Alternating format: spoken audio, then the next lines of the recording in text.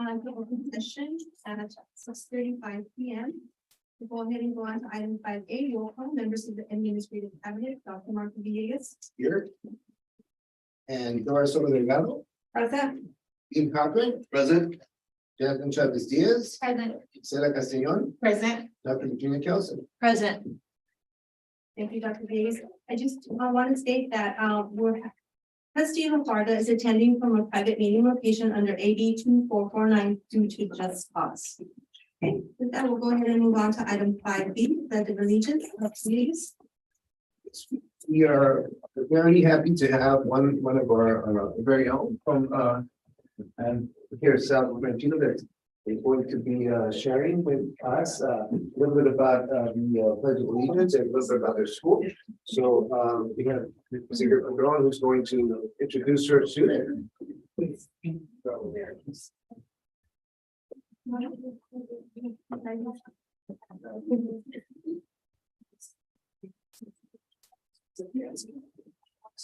right, so good evening, board members, cabinet, and community members. Should I wait until I'm ready for this thing?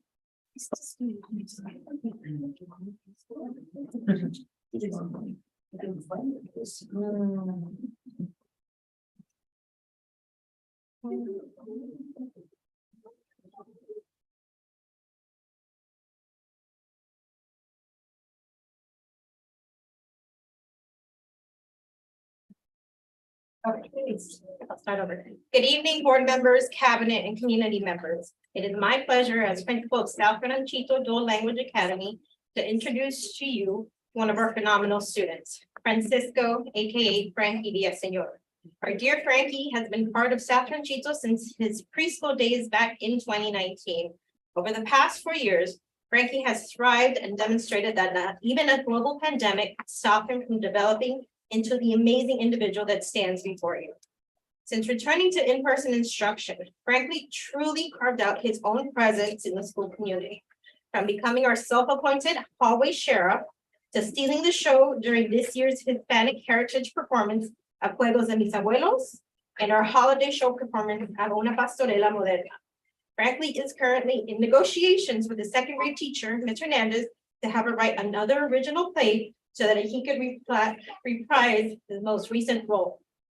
He received critical acclaim from students and has inspired some of our TK students to want to play the same role in the future. Frankie is a wonderful force to be reckoned with, and we cannot wait to see how else he flourishes over the next 3 years he has with us.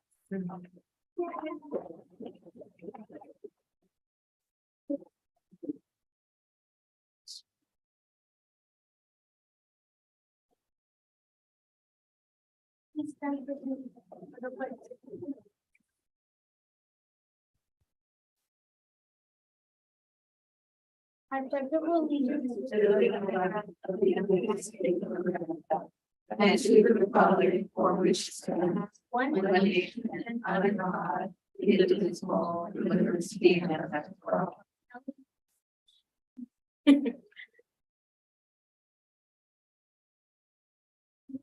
En la bandera de los Estados Unidos de América y a la república de la presencia, una nación abajo Dios, indivisible, con libertad y justicia para todos.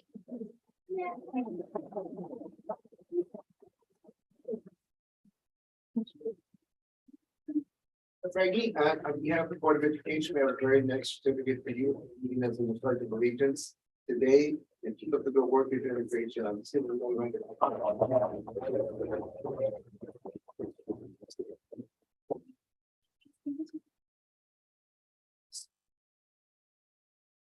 Oh, we got a picture with capacity if you can. Come on, Frankie.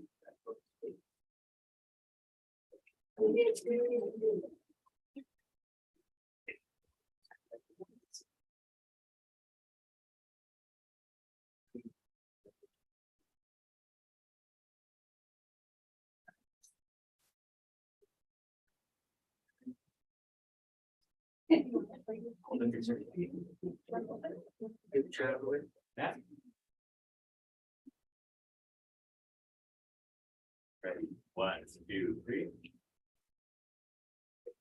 Ready,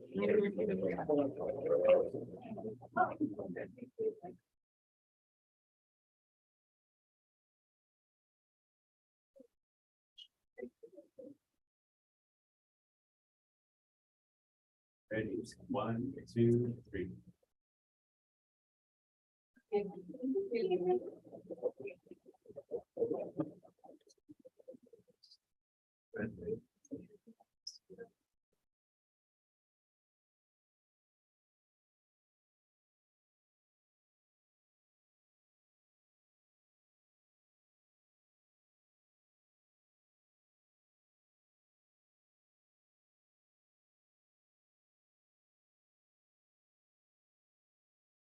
Frank, muchísimas gracias. Estamos muy orgullosos de ti. At this time, we'll go ahead to adoption of the agenda. And one more thing, I just want to remind everyone that if anyone needs translation, si alguien necesita traducción, tenemos a la señorita María Hernández atrás. Dr. Vegas, we'll go ahead. Actually, okay. Item 6A, approve the agenda. The board, regular board of education meeting of May 2nd. Are there any changes to the agenda? Yes, yes, thank you. I would like to pull item 17D7, please.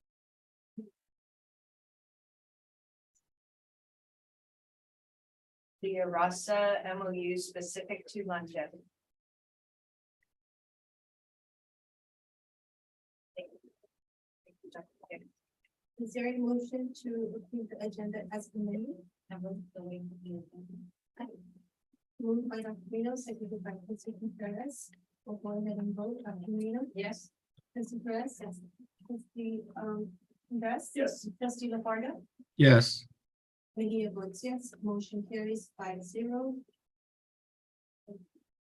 At this time, we'll go on to item number 7, reports and actions taken in closed session. We do have one item, to report, in closed session regarding the dismissal of employee 22230506. The board voted 5-0 to approve the dismissal of this employee in closed session. Thank you, Dr. Vegas. Okay, at this time, we'll go ahead and go on to item number 8, new business action items. And prior to that, prior to adopting the resolution on number 2022-23 in support of Gloria Molina, I'd like to ask the public if there's any public comment out there that anyone that would like to speak. I do. Where I go or? Right here. I'd like to speak as an alumni to Rancho High School, and I grew up with the Molina twins many years ago.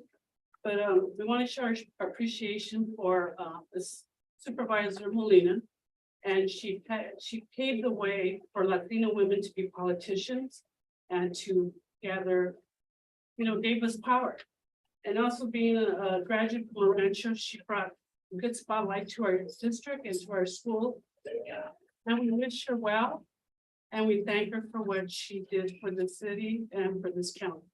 Thank you. Oh, I'm Lily Carrillo, president of Rancho Federation of Teachers.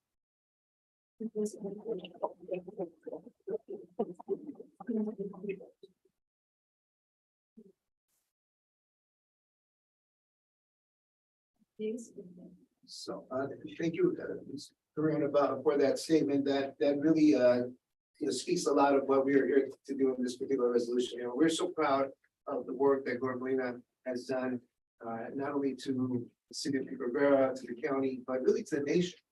As a strong Latina woman that paved the ground for many of all of us, not just women, but also men who wanted to strive for greater careers.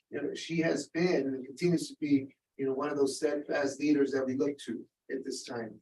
Someone who has demonstrated by actions and deeds, and passion and commitment to the community, to herself, to her family, to be an all-around individual, someone of true mission and someone who's compassionate. So, it gives me great honor as a superintendent of the Rancho Unified School District that we have an alumni that has those qualities, that has the qualities of integrity, perseverance, and the spirit of being the best it can possibly be. And it's not only for herself and family, but for everyone. And she shared that with word and deed all across, the times that I've ever came across with her and at any point in time. So I'm just so proud as superintendent to know that she came to our schools.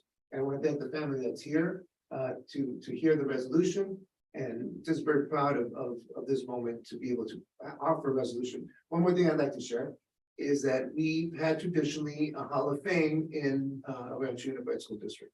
And she is one of the members of the Hall of Fame, one of the early members of the Hall of Fame. And now that Hall of Fame has been dormant for the past 20 years or so. But in her honor, we're bringing it back.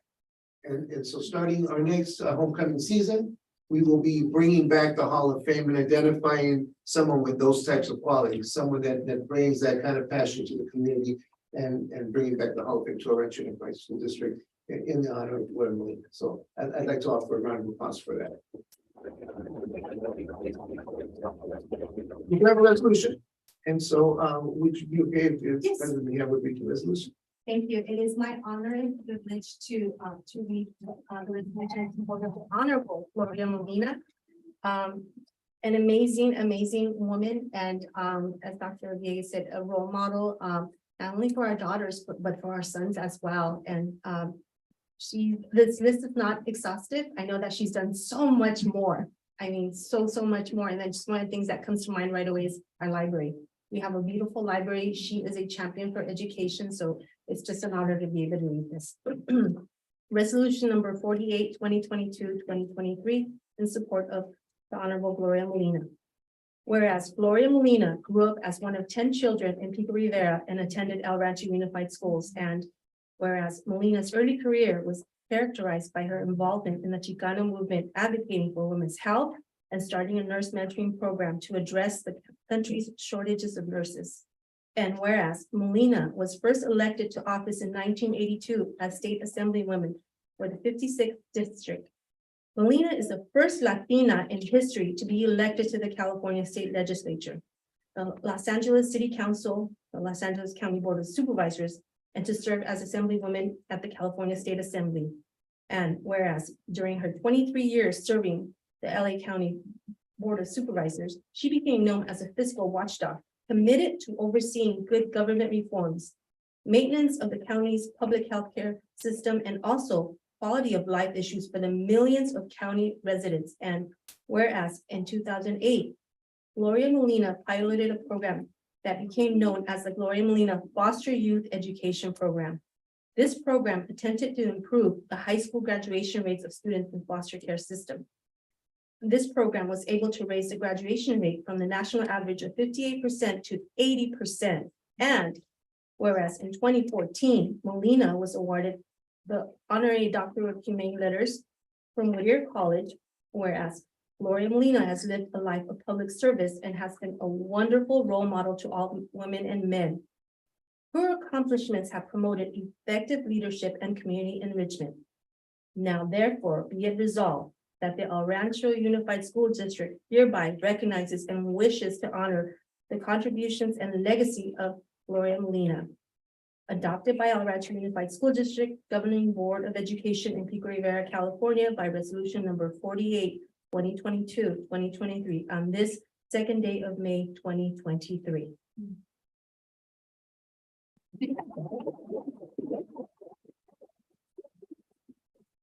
Is there a motion to approve the resolution? So moved. Second. Okay, moved by trustee Contreras, seconded by Dr. Marino. Discussion. Dr. Marino, would you like to? say Certainly, it is truly an honor, and there aren't enough words to really capture what Gloria Molina has done, as was said, not only for the community, but for the county. She touched so many lives, she changed the future of so many people, and she will continue to change the lives of many young women who can certainly look up to her. She was not deterred by any barriers or any no. She would not take no. She continued on her mission to reach her goal, and she was just a wonderful. She is a wonderful human being. I was still in Valencia, and I think you were our PT was, I don't know if she was our PTA in Valencia, was teaching in Valencia Elementary here in the district. Maybe, I don't know. Okay. Was it Gracie? I don't know. One of the, okay, so I have that personal experience of having just to work with them in a very indirect way, but certainly it is an honor and a pleasure just to be able to honor her in some small way, because she deserves so much more for what she's done. Thank you. Okay. Trustee Vice President Chris. Yeah, thank you for coming tonight. So I knew of Gloria Molina because of, First Latina and stuff. I had no idea she went for a rancho until recently. So to me, it's just, I'm also a graduate. And so it was just a huge honor to know that she went in high school, she grew up in the same city, and she still advocated at such a large scale.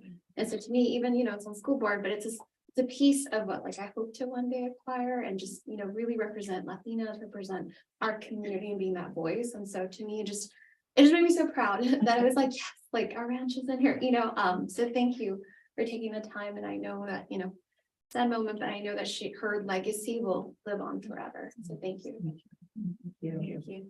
Trustee LaFarga? Yes, I'm sorry I cannot be there to in person to honor this recognition of Gloria Molina. I mean, she does leave an incredible legacy of community leadership and setting the path for all of us to work not just as elected officials, but a life of service and giving back and empowering those in our community.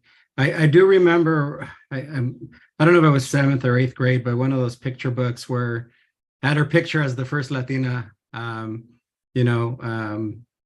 elected to the state legislature, and that's very vivid in my mind and has always stuck with me. So wonderful woman, wonderful legacy, and I'm super happy that we're acknowledging her accomplishments today.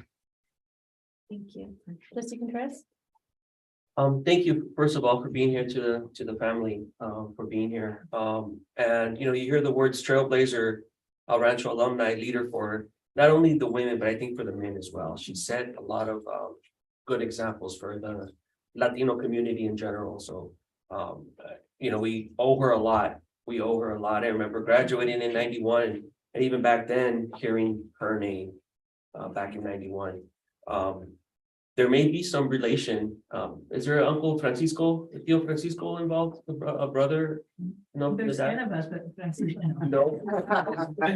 From the dad? No. Francisco Molina? Yes. No. Okay. All right. Well, I was told. But and then also the quilts. I don't know if one of them is going to get a chance to speak, but I'd like to get an update on the quilts. Was there some quilts being completed or finished? Oh, yeah. So She belongs, right?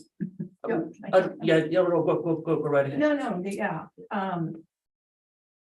Oh, am I ready to speak? Okay. I do want to thank you all. I'll go there.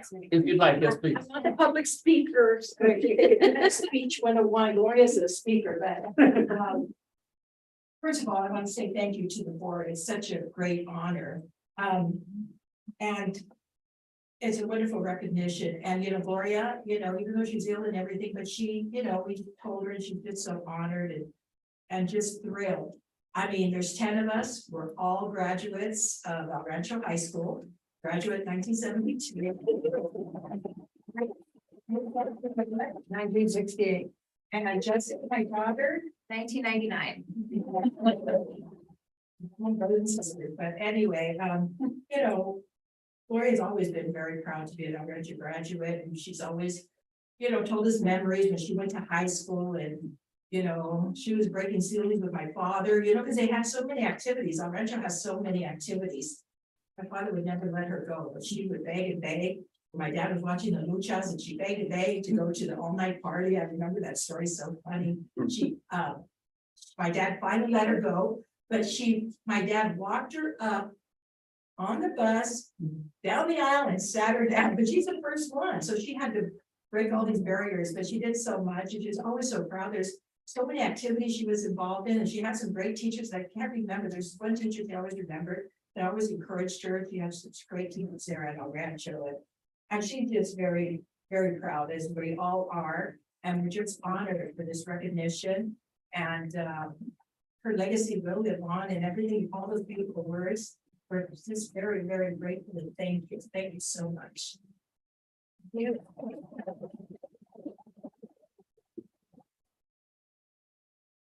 Yes, please. Oh, yeah, you said something about the quilts. I'm part of her quilt group, Delas, and they're finishing them. She loved to sew. That was her passion. And I think she has over 150 quilts and there were about maybe 40 that were not done. So they're helping finish up her Yes. quilts and she just loves, That's awesome. yeah, she loves quilting. Great, and if we can take a picture with you, and then one of the reasons why we moved this item up on the agenda, because we thought it was very important for our students to hear about Gloria's accomplishments, and because she's a role model to them. Yeah. You guys can be the next Gloria Molina. So they didn't think about it, but if we can take, sure, good, and then the students can join us as well.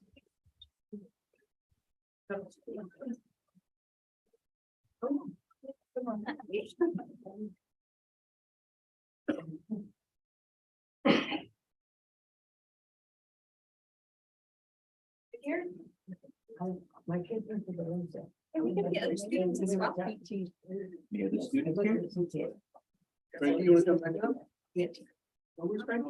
Frankie, you wanna come back up? I don't think I told you also my dad was a custodian. No, not in the brain, but what's behind the legs? Yeah.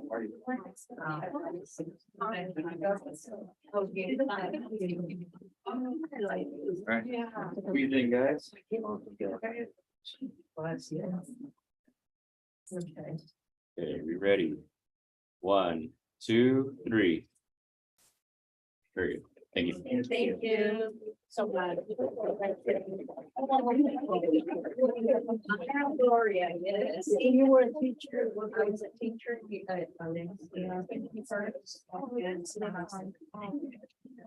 I think you might like my second PJ and my fortune, which will be on it. I always went, just let me know. I'll bet you know. Thank you.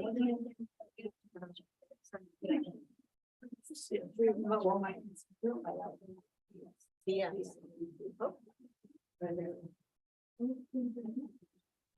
We'll go ahead and Thank you so much. Thank you, bro. Oh, no, we need to vote for the resolution. Okay, we'll go ahead and take a vote for the resolution. Dr. Marino, Yes. trustee Perez? Yes. Trustee Contreras? See, Okay, trustee LaFarga? Yes. Mejia votes yes, motion carries 5-0. We'll go ahead and move on to item number 9, student reports, 9A, ASB president, El Rancho High School. Good evening, everybody. My name is Kimberly Solano, and I'm a Rancho's ASB president. In the month of April, we had Team Lead Week from April 3rd through April 7th, and to celebrate this, we had different events available in the library. On April 13th to 14th, we had our every 15-minute assembly for juniors and seniors to bring awareness to junk driving.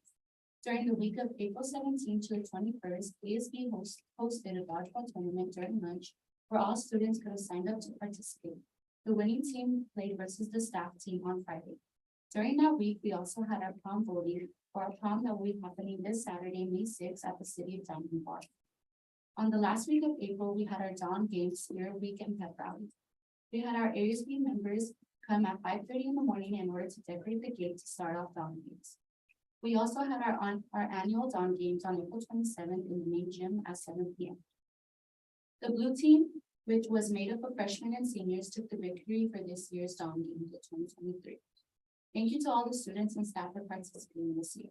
In the month of May, we're going to have a Cinco de Mayo food carnival where clubs will sell items to students and staff during lunch. On May 11th, our ethnic studies department will have a showcase in the quad from 6 to 8. Each class will showcase their students' work for the school year. On May 12th, we are going to have college signing day where seniors will show off what school they will be attending next year. Congrats to all the students, to all the seniors committing to their further education. Thank you, Kimberly. Item 9B is the spokesperson, Salisbury High School, Harrison CS. Good evening, members of the Board of Education, cabinet members, teachers, district staff, and community. I hope you're all doing well. Next week, May 8th to the 12th, we will be celebrating Teacher Appreciation. I would like to take this time to thank all the teachers at Salazar for the tireless work and dedication to their students. Your support and continuous efforts do not go unnoticed. Thank you for all you do to motivate, inspire, and listen. Teachers at Salazar are more than teachers. Thank you for making us feel like Salazar is our community. This week, our juniors are doing state testing. All students are working hard and doing a great job. Friday, May 5th is Cinco de Mayo. Salazar students are showing their school spirit by wearing red, white, or green. Next Friday, June 12th, is Salazar's prom. It will take place at the Reef in Long Beach.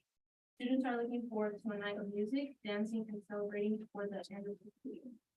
We would also like to wish an early Happy Mother's Day to everyone. We hope you enjoy your special day. Thank you very much for your time. I appreciate it and hope you all have a great rest of your evening. Thank you, parents, and you are more than welcome to stay. Kimberly, Paris, but if you need to leave because you have homework and you're getting ready for finals and AP testing and state testing, we completely understand. Thank you.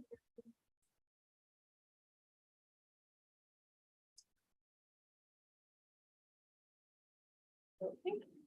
At this time, we'll go on to item number 10, awards and recognition. Item 10A, recognition of El Rancho High School students for being selected as National Football Foundation Scholar Athletes.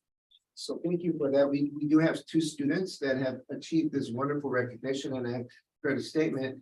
So let me read that to you. The National Football Foundation chapters have honored high school scholar athletes for more than 60 years, with the outpost established in Northern California and in Portland, Oregon in 1959. By the end of 1961, the NFF had launched 70 additional bases throughout the country. Today, the NFF chapters nationwide serve the local stewards of NFF's mission at the grassroots level, promoting and protecting the game for future generations. The NFF local chapter high school athletes represents the best of the best from more than 500,000 high school football players at the 5,000 high schools covered by the NFF. Chapter and upper local committees comprised of administrators, coaches, and businessmen from the community make the selection while raising the distributing more than 1 million in annual scholarships. Criteria for recognition include, but are not limited to, academic achievement, athletic accomplishments, and community leadership. The NFF chapters have honored more than 92,000 scholar athletes since the first chapter banquet in 1959, while distributing more than 25 million in scholarship. Rancho High School students Antonio Carvajal and Angel Diaz were selected as National Football Foundation Scholar Athletes. These students accomplished these milestones during an immensely demanding period of their high school career. The Board of Education commends and congratulates Antonio and Angel for their accomplishments. Let's give them a big round of applause.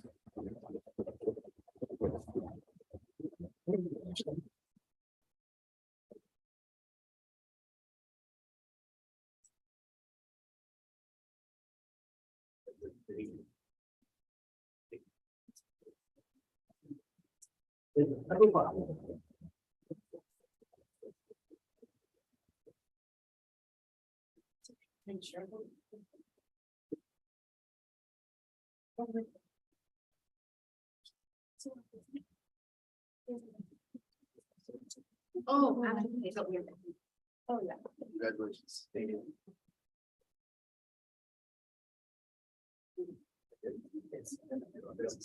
They'll be around. Mr. Guaynaga, ready? Put it higher. 1, 2, 3. Yes. Families? Okay, mom. Ready? 1, 2, 3. Thank you.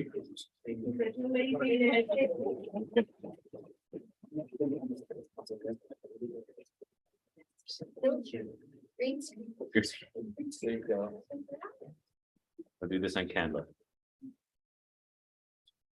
Okay. All right, ready? 1, 2, 3. Okay, thank you.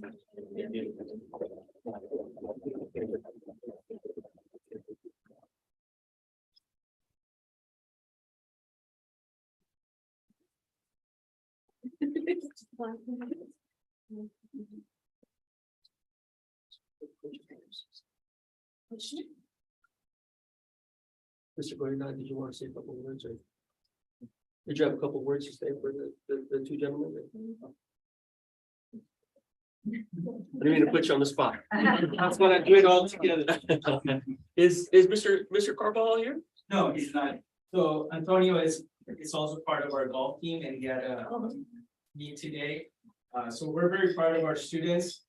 We have many of our students that are going to be recognized today, but Angel plays a huge part on our football team throughout the last 4 years. And we're very proud. He's going to be attending Laverne. He's committed to Laverne. Really student athlete in the sense of the word, and we're very proud that he carries that fluent pride with him, and he'll continue to raise the name of Rancho up high.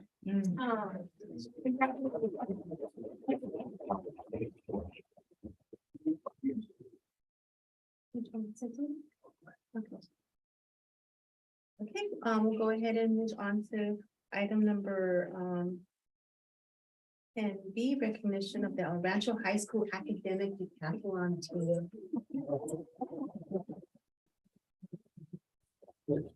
It gives me great pleasure as well to just say a few words of recognition. You can tell they're ready. They're used to recognition, I think. But one thing, in case we're not completely aware of what an academic decathlon is, the academic decathlon is a colorful, rigorous scholastic team competition that tests the knowledge and skills of high school students who compete against other schools' teams for gold, silver, and bronze medals. Decathletes are challenged to use analytical skills, performance abilities, and test taking and writing aptitude in 10 different events: art, economics, essay, interview, language and literature, math, music, science, social science, and speech. Each high school enters a team of 9 students, 3 honor students with GPA between 3.8 and 4.0, 3 scholastic students with a GPA of 3.2 to 3.799, and 3 varsity students that has any GPA till 3.199.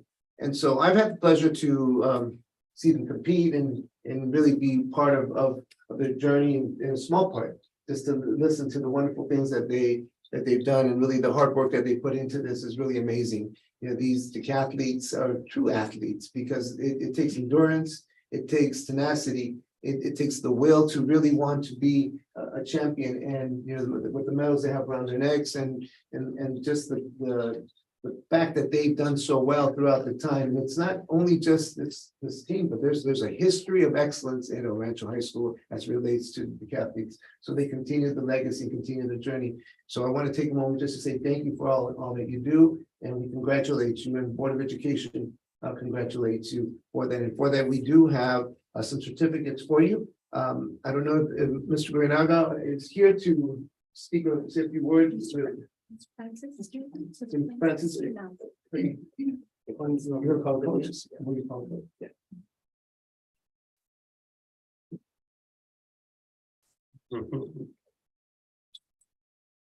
I would like to thank our 2 coaches, Mr. Francis and Mr. Malgard, for their dedication and commitment to the academic decathlon program at our school, along with the rest of the coaching staff. There is a series of coaches who participate and work with our students. And this is not a small task. They commit themselves for, I would say, 9 months of the year.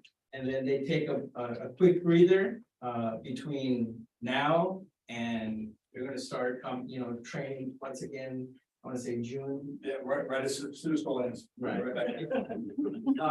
So it's a never ending endeavor, but it pays off. Our students do an excellent job, and we're extremely proud of the work that they do and what they represent, or how they represent our school and our community. And like Dr. Villegas mentioned, they have a long history of academic decathlon success at El Rancho High School. I'm sure it works. Sure. On behalf of the team, Mr. Valgar and myself, I'd like to thank everybody who supports us. It's definitely a community effort here from on-site to Mr. Renaga and the assistant principals and the rest of our staff supporting the team. The district office, Dr. Vegas, Jeff and Chavez Diaz, always championing us, and the school board, coming to our events and helping fund all that we do. It's not an inexpensive endeavor that we're part of here, but it brings a lot of pride to the community, brings a lot of pride to the school. And we're very grateful for all the support that we get. Just to see the students, these fantastic students traveling up to Santa Clara for the state competition. The way they conducted themselves amongst the other students, they were fun. They had a great time, but they were also, behaved like the young adults that we expect them to. They represented the community and the school with pride and honor, and it was just a joy to see them have that experience and to bring back some hardware from state competition. So we're very pleased with the way the events went this year. Thank you.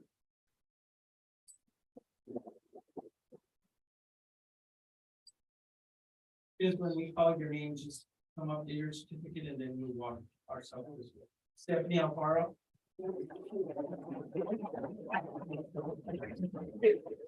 Giovanni Cabrera.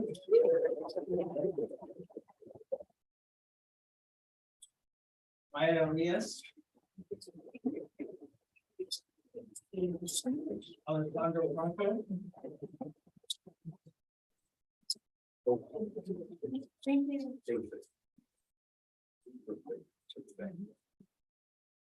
Sarah Lugo.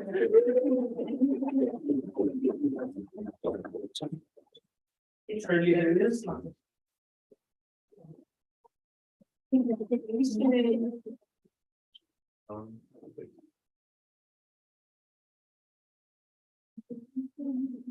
Lorelai Rojo.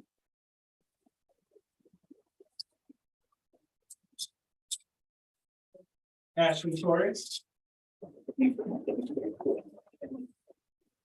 And Jay Villarreal.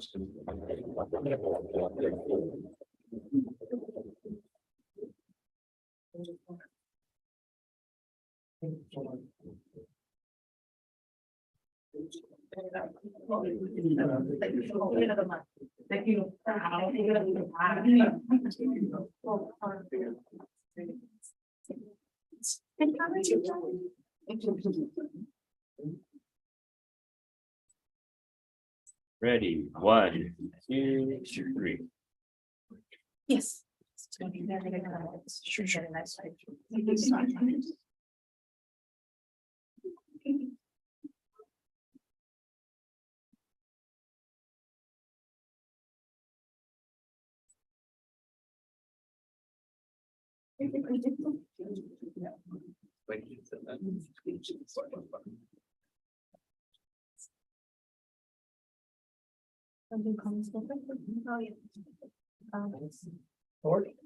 We have some comments for you before that, but that's okay. You have to stand up. Yeah. Okay, we'll start with trustee Chris. Oh, okay. Congratulations. Sometimes I know, like, Mr. Francis said, when you go to competitions, you're representing our rancho. I had a couple friends that were judges. And they were so impressed with our rancho. And they're like, the way you conducted yourself, the way you answered the questions, they were like, hey, our rancho, they're really great. Like they're like young adults. So everyone's watching. So thank you for representing our city really well. Congrats to the seniors, excited for college for next year. And I'm excited for the juniors and sophomores to continue next year. So thank you for everything you do. And thank you to Mr. Malgar, Mr. Francis, for always leading this and making it such an identity piece to our community. Thank you. Thank you.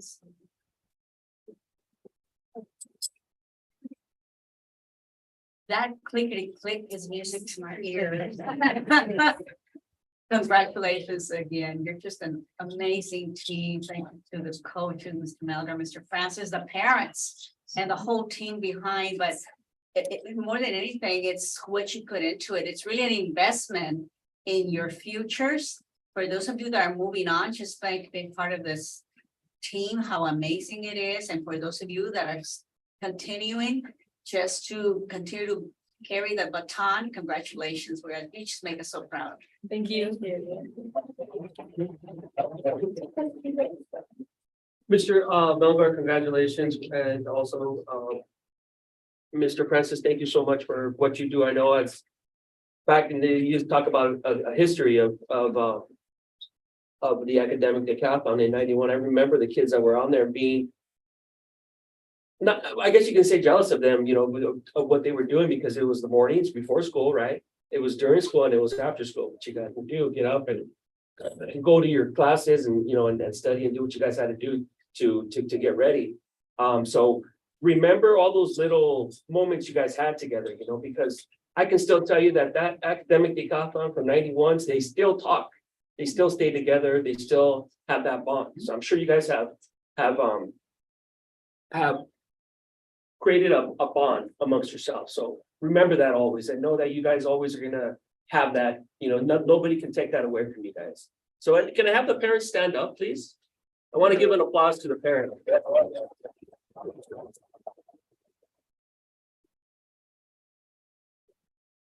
know, it's the efforts here, but it's also a huge effort of getting them there, getting them to study and, you know, driving them and, you know, making sure that they're doing what they need to do on top of everything else, right? And then last but not least, Giovanni, I really enjoyed your commentating over at the robotics competition. You did a great job doing that. You're the student athlete as well, correct? Yeah, you're one of them. Where's the other student athlete? So that's like even more. So you guys are great. Thank you so much. I do have to ask one question. Who was the top dog? Step forward.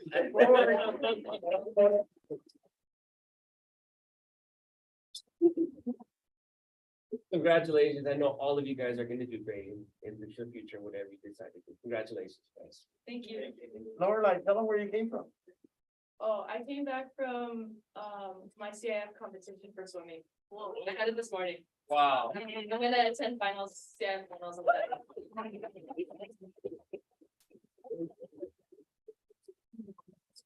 Trustee LaFarga? Yes, I just want to say that you are, as students, the reason that we do what we do as a board, as a district, and your accomplishments and your commitment to, your academics is what makes us proud. It's what makes your parents proud. It's what makes your teachers proud. And you should be really proud of yourselves. And those of you moving on to college, you will do great things. All of you will do great things. And don't be afraid to be great, because that's your destiny, to be great. And we're just so proud of you. I saw that one is going on to Berkeley. So go Bears. And if you need to know anything about life at Berkeley, even though I was there a long time ago, reach out to me. Love to talk to you. And I also just want to congratulate Antonio and Angel for their accomplishment with the scholarship. Awesome. It's tough to be a scholar athlete, but you did it, well deserved, and my best to you in your future. Thank you, Trustee LaFarga. What else can I add to that? I concur with everything my colleagues have said. We are so proud of you and just the cardigans. That is like tradition. Thank you for continuing that tradition.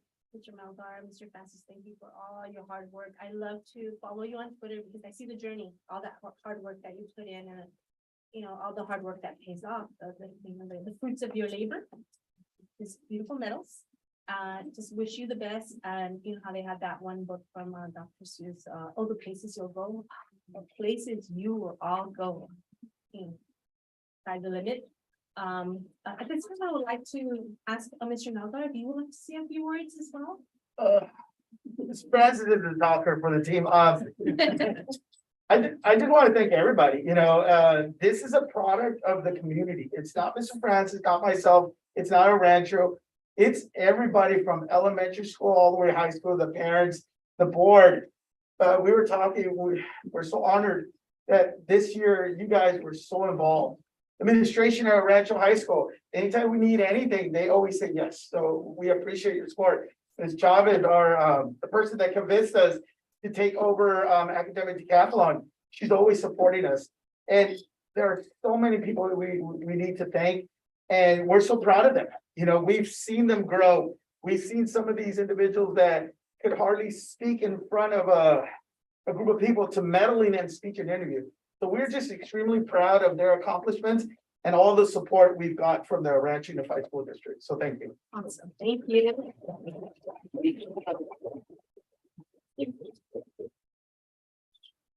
Do you have that one slide of where the seniors are going?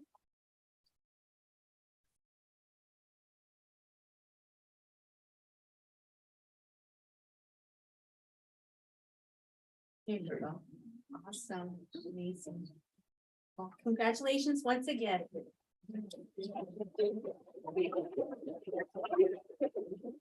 Picture, and then we'll have a 5-minute recess after the picture. Really quick, the seniors, can you step forward and let us know where you're going? I'd like to know where the seniors, if you're gonna, what you're planning to do after. Okay, so I'm planning on becoming a nurse, so I'm gonna go to South San Luis Principal. Awesome. And then I'm gonna attend UCLA in the fall, and I'm gonna be studying chemistry. Nice. I'm gonna go to Laverne, and I'm going to study biology. Awesome. I think you can do one of those pictures like. You want to do the double panorama? Right. Even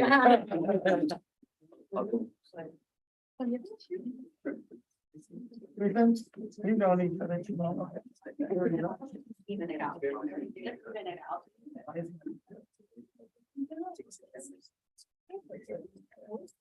Okay. Okay, ready? Yeah. Ready, 1, 2, 3. Thank you. Thank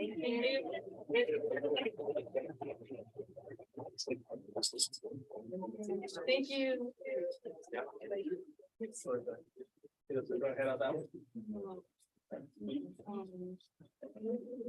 Yeah.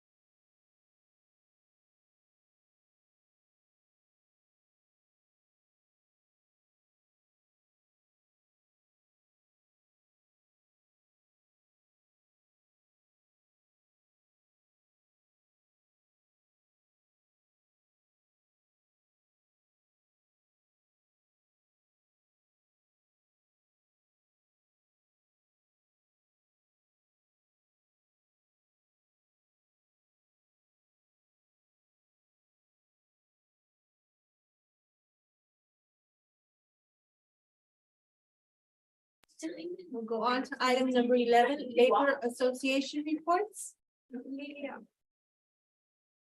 Oh, I'm so sorry.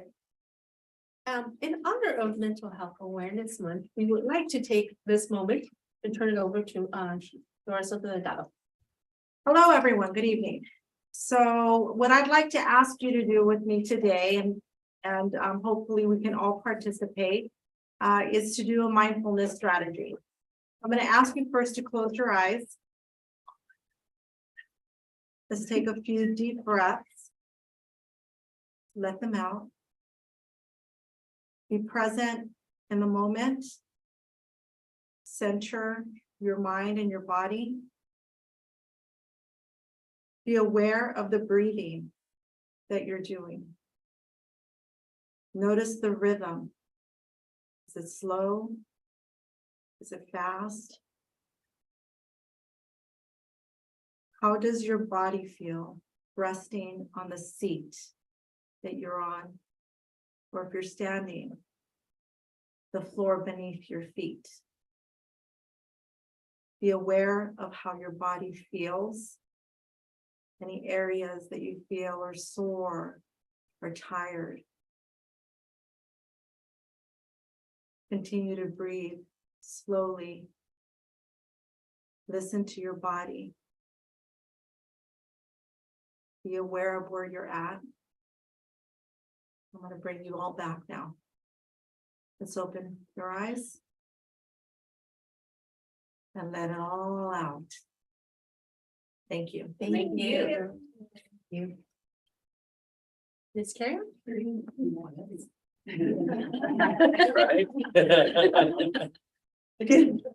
evening, Rancho family. I'm Lila Carrion, president of Rancho Federation.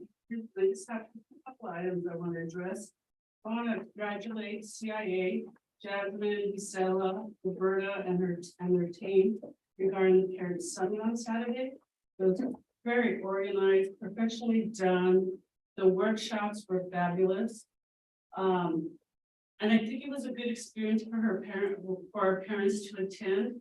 Hopefully we could continue this, and maybe in the fall, where parents have the mindset to figure out what they need to do to help students and their families be successful in our district.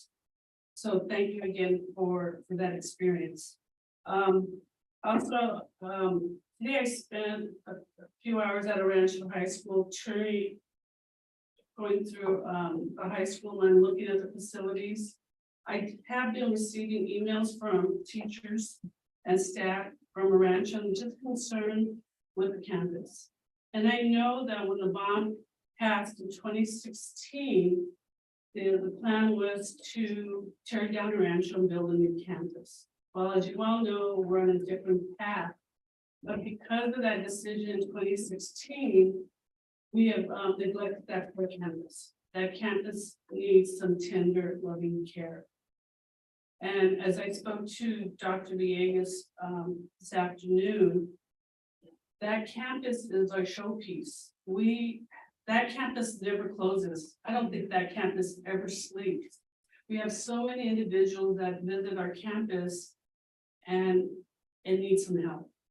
It needs to be paint the buildings, a new roof. I was hoping that the campus would get the new roofs that it needs, but Mr. Compton, I have to thank him because he was very patient with me as we walked around the campus, that it's a stage, but I'm really hoping that the next stage we fix the rooms at Rancho High School. New floors, major cracks in the K building. I know that a design firm was on campus after I left to check out the cracks on the K building. The irony, that's one of the newest buildings and it has the most cracks as opposed to this the campus. New restrooms by the new gym. It's a bungalow, but that's not the right facility for how much we use the gym back there and the classroom and that of the school. The new flooring, I know the G building the year before got new floors. Those floors are beautiful. And so hopefully we can put that in the other classrooms. But what we really need is a plan and steps. Again, I'm a broken record on this. You gotta communicate with your staff and with your community of what you're trying to do. What steps are you taking? Are we doing roasts in 2025? Are we doing floors in 2026? And so on. We're in the dark. Community's in the dark. And as we move forward, I hope we can correct that. I'm kind of saddened that we're in the process again of trying to get a project manager. Dave Compton is trying to juggle 2 jobs, which isn't very fair. We burn out our people because they're handling too many things. We really need to be better organized of how we roll out our plans for the district. The second issue that has come up from Rancho High School is the cleanliness of classrooms, the campus, but it's not the custodial staff. It's a lack of custodial staff to be able to maintain that campus. And part of our problem is that we need to hire more individuals. I was told that right now Rancho has 2 individuals in the morning crew. Technically, they should have 3, and Mark is supposed to handle the projects. Mark, who is the plant manager, is picking up trash.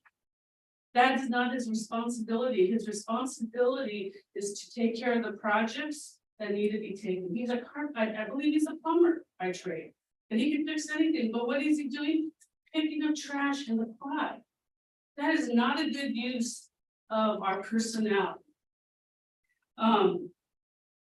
In the evening, they have 6 custodians, but they need a minimum of 8. Another problem there is the staff is being pulled to do all these other projects that night to set up for events the next day and so forth. Maybe we need to hire what is a skeleton crew that goes from school site to school site to help with projects instead of having to pull the individuals for what they're supposed to do on their campuses. Again, we need to really plan again. That leads me to the other issue is instructional aids. We're so short. I did have a chat with Dean Cochran.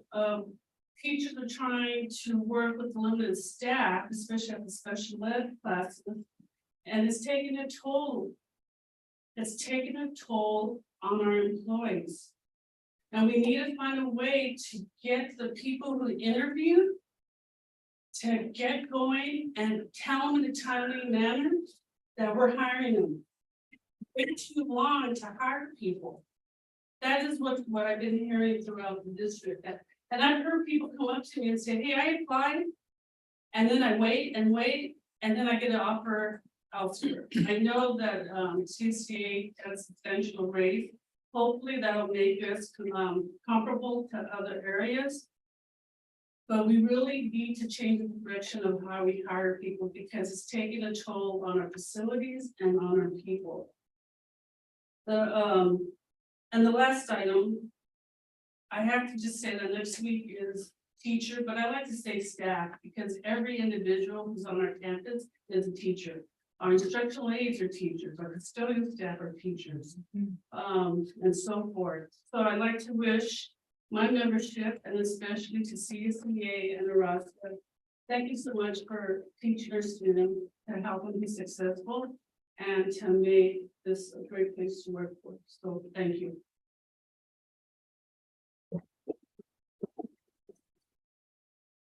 Thank you, Ms. Carriera. Is there a CSCA report today? Yes.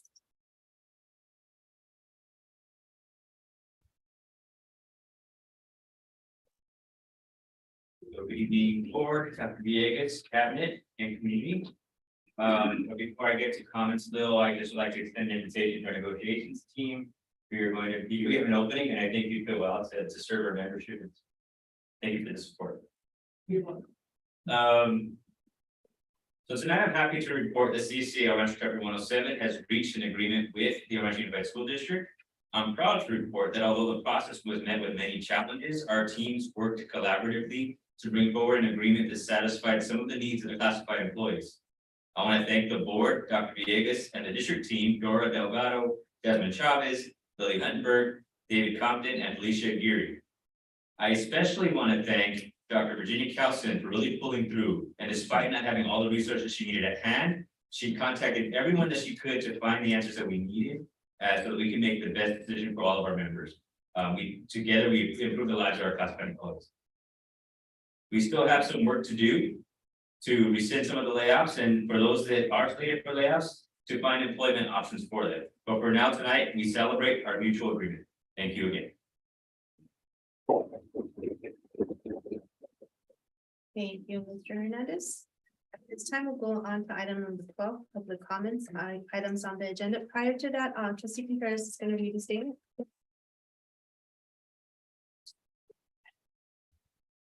The Board of Trustees has established protocols that will allow board to conduct the business of the district while achieving the type of open communication we all want in our community. The board values the input of parents, students, employees, and other members of the public. Our goal is to allow the free exchange of views among board members and its staff between members of the public and the board while maintaining a respectful and orderly atmosphere. It is the board's policy to encourage all interested individuals to contribute constructive ideas and perspectives during the meeting while respecting the right of others to express their ideas and perspectives. The board welcomes disagreement, but it is important that the disagreement be expressed in a meaningful and respectful manner. Speakers should not make personal attacks on other individuals. To promote these goals, we ask that everyone be courteous, patient, and respectful while others speak. Each speaker should feel free to express his or her viewpoint freely, but courteously and respectfully, speaking concisely and within the allotted time limits. Each speaker will be allotted a maximum of 3 minutes. A maximum of 15 minutes will be the allotted time per agenda item. Members of the public will not speak unless first recognized by the board, president, or chairperson, and will speak only from the podium, not directly from the audience at any time. Thank you, trustee Contreras. Dr. Villegas, do we have any public comments, blueprints? I understand that there's one, Ms. Potter. Mine is yellow card. Yellow cards, okay. Yeah, I have not received any blue cards and do not have any online, so then no, at this time, we don't have any. I do have one that trustee Vicky Santana from Rio Hondo College. She was not able to make it. It was her intention to come. So if it's okay, she would like this to be read on the record. It says, good evening, Board of Trustees. My name is Vicky Santana, and I have the honor of representing the Pico Rivera community on the Rio Hondo College Board of Trustees. I also had the honor of working for then Supervisor Gloria Molina for 8 years. She loved this community and all it provided to her and her family. I'm so grateful to the El Rancho School Board for this resolution, which I wholeheartedly support. Thank you for honoring her legacy. Thank you. Okay, at this time, we'll go on to item number 13, public comments, items not on the agenda. So that would be Ms. Potter.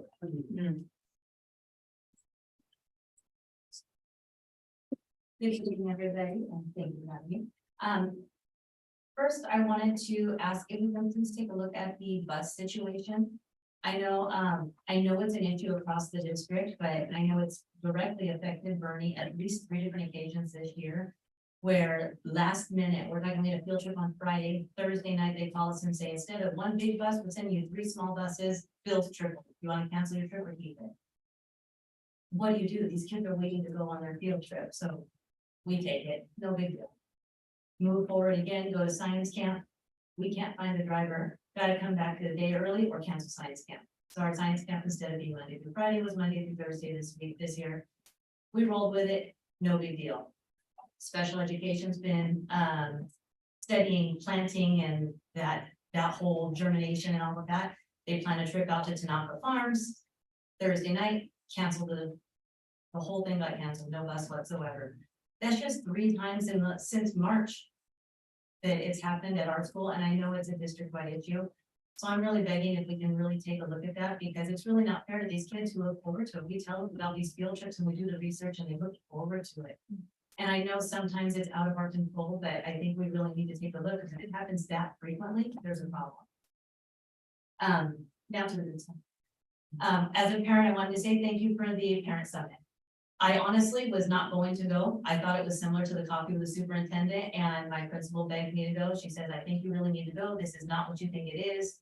And I was pleasantly surprised, and I'm looking forward to having these in the future. I really do appreciate you guys doing that. It was a ton of great information. So thank you for putting that on everybody. And lastly, I wanted to give a shout out to our nursing staff. Forgive me if I get emotional here. Over spring break, my son was diagnosed with diabetes. It's been a huge change in our family. Inez especially has stepped out 100-fold. And I just cannot thank her enough and our nursing staff enough. I know there's a couple of nurses who have come in because she knows way more about this disease than I do. It's been an education and trying to find that, balance of how much I didn't want to let go of her. No, I'll be here. You can supervise me. I'm gonna take care of my kid. She made me feel at ease. She can handle my son. I'm comfortable to go out of town and have her in charge. So huge shout out. The comfort that it has to have our nursing staff care that much. She's calling me at 7, 8 o'clock at night. How is he doing? I know he had a low school today. How's he doing? That's above and beyond. So shout out to our nursing staff. I know I really only deal with Inez, but I have no doubt that our entire nursing staff is that way. So I just want to give a shout out to them and say thank you. We really put this mother's heart at ease when I'm not able to be there. So thank you. Thank you, Ms. Prado. Dr. Villegas, I'm sure that you already have that written down that will follow up on the buses. Yes. Thank you, Dr. Villegas. So the next person I have is Lourdes Savannah. No, Maybe on the phone. Yep. online. Can you hear me now? Yes. Good evening, school board, cabinet, parents, students, admin, classified members. I'm CCH chapter president. And first of all, I wish I could be there in person so I can thank Gloria Molina's family in person and let them know that she is truly one of my strongest female Latina leaders.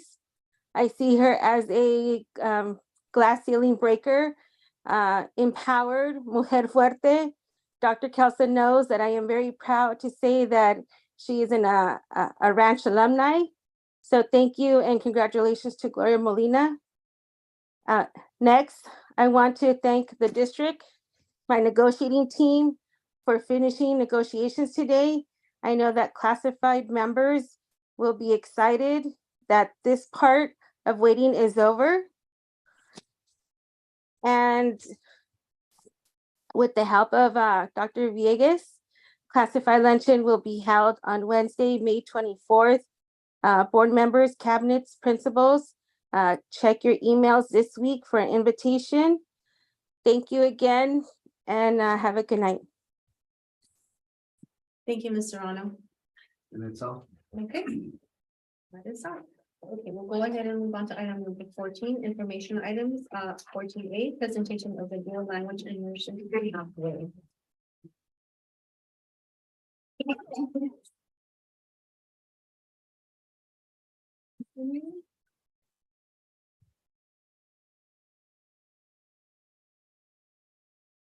Good evening, board members, Dr. Villegas and fellow cabinet members, parents and audience members. I'm proud to introduce our two principals who worked very hard these past few years to make sure we have a dual emergent pathway for our students starting in South Ranchito, including at Rich Rivera Middle School and continued at El Rancho High School. And with that said, I'll pass the microphone over to them so they can share a little bit about the program we have.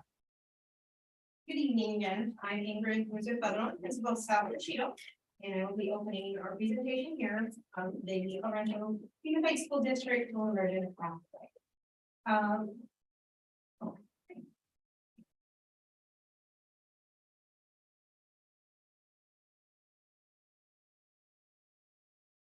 Okay, so to provide some just foundational background for anyone who is new to learning about dual language immersion programs, they're all founded on the 3 pillars, which you see right here, which is bilingualism, literacy, high academic achievement, and socio-cultural competence. So what each of these mean? Each of these really represent a goal for any program in any district. They are the foundation, hence the pillars. The first goal is bilingualism and literacy. So this goal is really aimed at developing students who just go beyond just speaking two languages. It is about them becoming biliterate, meaning they can read, they can write, they can articulate themselves in both languages and use both languages to better acquire the other. The second goal is grade level academic achievements. So the aim here is to have students who are scoring at a higher level than students who are just part of the English learning program. And our third goal is socio-cultural competence. This term is really to define what it is to become social cultural competent, meaning how an individual develops their identity, how they learn to appreciate other cultures and to learn about just all of the different global cultures and systems that exist.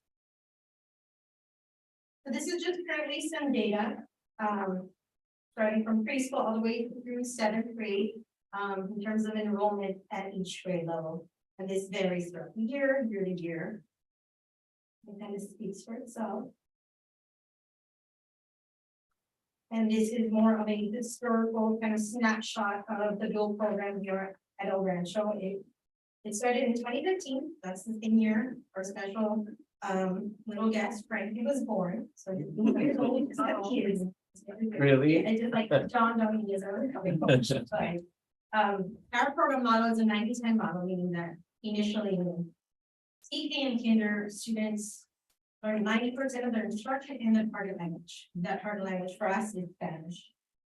So by the time they reach 5th grade, as they're going up in grade levels, the percentage of instruction shifts so that it does become 50-50 by the time they're in 5th grade. And something that's made the program last this long at our site is just a core group of teachers who firmly believe in the program, firmly believe in keeping our culture relevant and present, something that carries on. So that's really what's made this what it is today.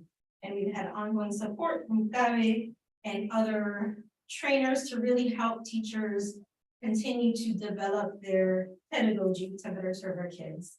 And then lastly is our families, our community that is very invested. It is very clear that when a family chooses to place their students at South Rancho, they're doing it because they share that same passion for the culture as well.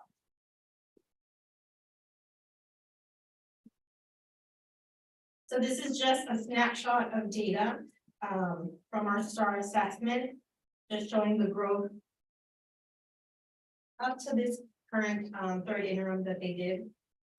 This is based off of the first and second STAR assessment in the year. So this just goes to show how the growth kind of varies by grade and by language.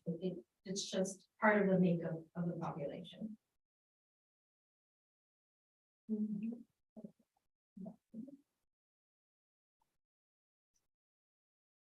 Good evening, I'm Dr. Nico, I'm the principal at Rivera Middle School. We want to make sure that being bilingual is a superpower. And we make sure that we let our students know what they can do with being bilingual, the opportunities that it opens up for our students, and make them proud of what they know and what they've come from. You know, Pico Rivera and Rancho, a high percentage of students with Spanish backgrounds, Hispanic backgrounds. So we want to make sure we encourage our students to learn both proficiently. So at Rivera Middle School, we have a 7-period day. And as we transition from elementary to middle school, they take 2 classes in the target language of Spanish. So at the 6th grade level, they'll take science in Spanish and Spanish language arts. And as they move into 7th and 8th grade, they take Spanish language arts, and then the core subject moves to history. So the minimum of 2 classes are going to be taught at the target language of Spanish as they go on to the secondary. As you can see, some of our STAR testing in Spanish. We've shown improvement from August from our 6th grade. Our class average is 75%. And in December, when we took the STAR test in Spanish, the average score was 82.29. And the 7th graders in August, they scored in class average of 78.85. And in December, they grew to 83.33. And at each grade level, a Rivera Middle School student scored higher than 90% of all students at their grade level. So as we see, we're moving through the program. What are the benefits for the students? At South Ranchito, they have biliteracy pathway recognition. At Rivera Middle School, at promotion, they'll get the biliteracy certificate, special recognition at promotion ceremony. And then we're looking to possibly offer an AP Spanish language exam. And one of the things that we do at Rivera Middle School is we give medallions for presidents, honor roll. So we do have one for next year. That'll be our first promoting class, and it's medallion for Spanish. We're also having some other ideas that we're looking at that's possibly doing. So, yeah, as we discussed, how to have the program continue to evolve. This is something that we started a couple of years ago for promotion. Students get a sash, just kind of commemorating the program and their time there at the school, but we're thinking maybe it's something that they can carry on into high school. So kind of modifying this and creating a space for the logo for each school, like San Francisco, for there and eventually the high school. So it truly captures all of the effort that they put in. So it'd be the same sash, and then we make it for Rivera Middle School and Orange High School, so that they're motivated to continue the pathway in elementary, middle, and high school. And also acknowledge the students that started from very beginning. And then also the students that are coming to our school from different schools, and they get from where they start at, whether you're government school, or whether it's all that. So when we want to recognize students who complete this program. And then at our Rancho High School, right now we're at the 7th grade level. Next year will be our first promoting class. They'll get the seal of biliteracy upon graduation. They'll be taking AAP and IB Spanish language and literature exams. The bilingual classes will be available in all core areas, and also dual enrollment.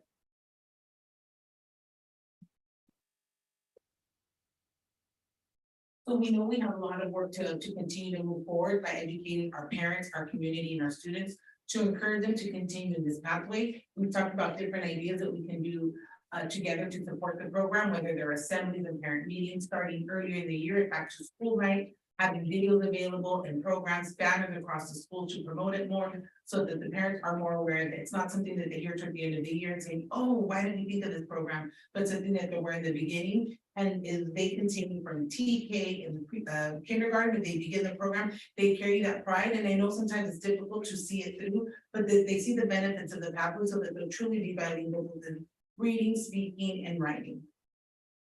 So thank you very much, Dr. Ventura, and Ms. Padron, for all the help you've done with that program. Now, any questions or comments? We'll start off with Trustee LaFarga. Trustee LaFarga, do you have any questions?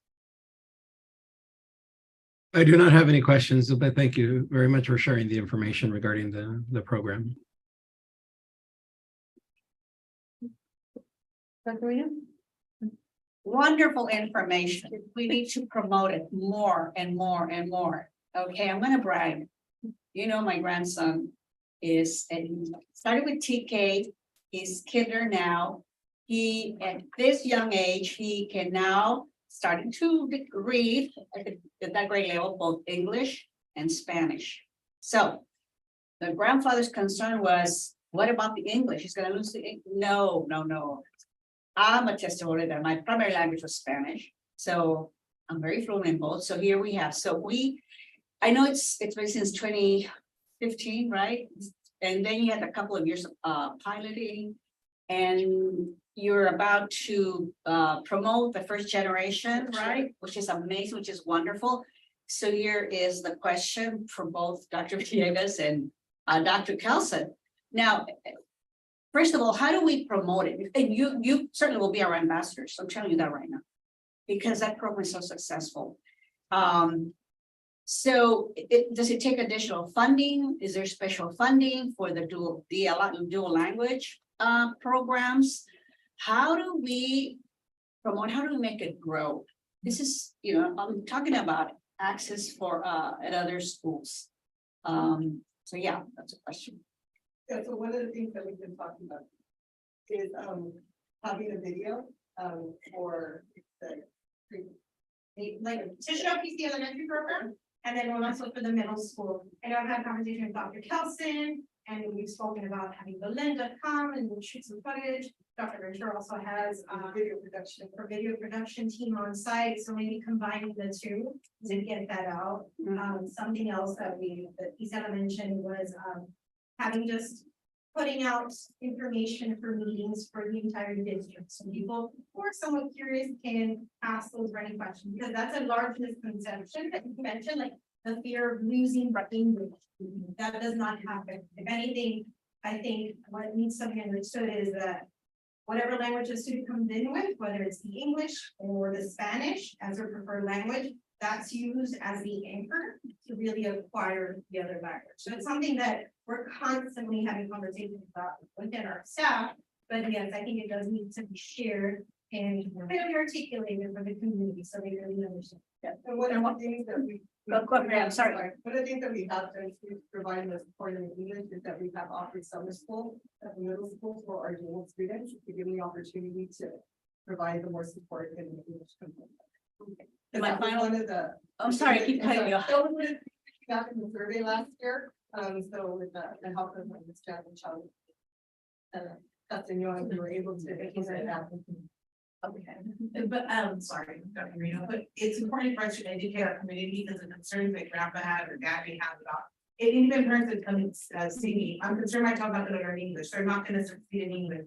Their CAP scores weren't as high in English, and there is a learning curve, but it's our job to educate our parents that they might see that decline, but in the long run, when we show the data, they'll not only be stronger academically and as individuals because they'll speak two languages, but they will catch up with their scores. There are challenges. Our academic Spanish, I think I speak Spanish pretty well, but I can read a physics book, but I can't tell you what it says. You know, I can read it, I can pronounce it, but I can't comprehend it. And it goes to the fact that because of the lack of a dual immersion program and the strength that our students will have as they continue. Right, it is the academic language. So my final, I know, when I brought it up to the board a couple of times, the first time it's in pilot infancy, it's just getting started. Then I brought it up again. How do we get it started at other schools? So I don't know, is there special funding? I mean, does it take more to fund such programs? Are there special Title I or whatever title it is, programs to initiate dual language? I mean, there are some initial costs as it relates to that, and there's certain specific staffing that needs to be Right. requirements for staffing, so you have to have the right staffing. And I think you have to have the interest is really one of the most important pieces, and so one of the things that I've asked Senator to do is to review put something out there so that we can get some interest involved. And if we get some interest from parents and saying this is something that we want, then we can certainly explore, and we might be able to expand it to other locations. One of the most powerful things when you see a student that can able to switch languages, you know, and you see that child and you see them, and then they know they came in speaking only English or they came in speaking only Spanish, and you're able to tell the audience that they're speaking in front of that they became bilingual, not just because of the home support, but because it happened at the schools. That's a very powerful testament. So I think the video is a great idea. And I think that being able to put our students in places like the Parent Summit, in places like situations where parents can see that could be a way that we can foster that interest. I think it's a great idea that they have in terms of growing the interest, educating our community. And when that happens, then interest will grow, and then we can look at it, expanding it. But I think one of the best things, the best commercial will be to have this fantastic program be shown. With our students showing how they're learning. Well, thank you. And you do have great staff there, South Ray Chico, that are implementing this program. Thank you. Christine, Chris? Yeah, thank you for the presentation. So this speaks hard to me. So I taught 4 years of algebra in Spanish. The school that I taught at in BC was 100% dual language. So that would be my first question, right? I saw that you just taught science and Spanish language in Spanish at middle school. Is there ever an opportunity to teach math in Spanish? I know staffing and I know the curriculum. When we first started, we had to look at the staff that we currently had on our site. When we initially started it, and the ones we had science because they had taught science at a 5th grade level, so that was a nice transition for our students to come in. And then we had a history teacher who was available that required us to teach that. So math could be a language that we could possibly incorporate. Because that, I mean, at our school, it's math is universal, right? But there is reading and writing. Students thought of what there wasn't, but there are, especially now with Common Core, there's a lot of writing in Spanish. And so that was one way that we really increase their academic language, because you have to explain the mathematical terms and what is it. So if you need help or if you need contacts at DC, I know one of the biggest things that we had was the curriculum, right? Finding curriculum in Spanish and some of these non-Spanish, science, math, they taught history as well. Finding Spanish curriculum is difficult to find, and sometimes the teachers were having to create it from scratch. So if you need contacts or help, let me know. And then the second thing, similar to what Dr. Marina was saying, parents outside of our community are looking for dual language programs. And so I'm curious if maybe we can also look into like I know I'm big also, like social media marketing, like parents are looking for dual language because there aren't that many. And so, yes, obviously I want to make sure our community takes advantage. But, one of the things that we talk about is, decreasing enrollment. This would be a great opportunity to really say, hey, you get X, Y, and Z, the biliteracy, you get all this, because parents are looking for that. So I would really, Dr. Vegas, if we can look into that possibility, like marketing it, because I think all the ideas that you have are great. I just want to make sure it's also outside of Pico Rivera to increase that interest and really, push that. But thank you for everything you do. Thank you. Trustee Contreras? Thank you guys for the presentation. I really appreciate it. I think one of the ideas that can be thrown around is, starting small clubs. If that's a possibility, maybe that's how you grab the interest at all the schools, and then taking it from there. Obviously, the schools that show a lot more interest and, taking it from there to those schools. Because the product is everywhere. I just think that we're losing out on a lot because it's only being made available at certain areas. So they rather just not, go all the way from the south side and bring them down over to this side to learn. At the high school level, encourage the AP Spanish, which would also encourage them so that they can get credit when they go on to college. And that's an encouragement. I know for me, knowing that I had college credit already, just, taking my college, AP Spanish exams, which was really simple. And I'm sure it's simple for 75% at least of the students that are going to El Rancho to take and pass. And it also gives them a sense of encouragement or a mean to want to continue to go on to the next level, college or university. It's interesting as far as, offering like math and science in Spanish, but I think my question is, do they get more credit? Is there a dual credit for that, for taking it in a different language? Is that why we want to do it, or just to encourage learning in a different language? So that they can expand their vocabulary in that language. So in Spanish language arts or math, science, or history, that, I can read telenovelas and understand.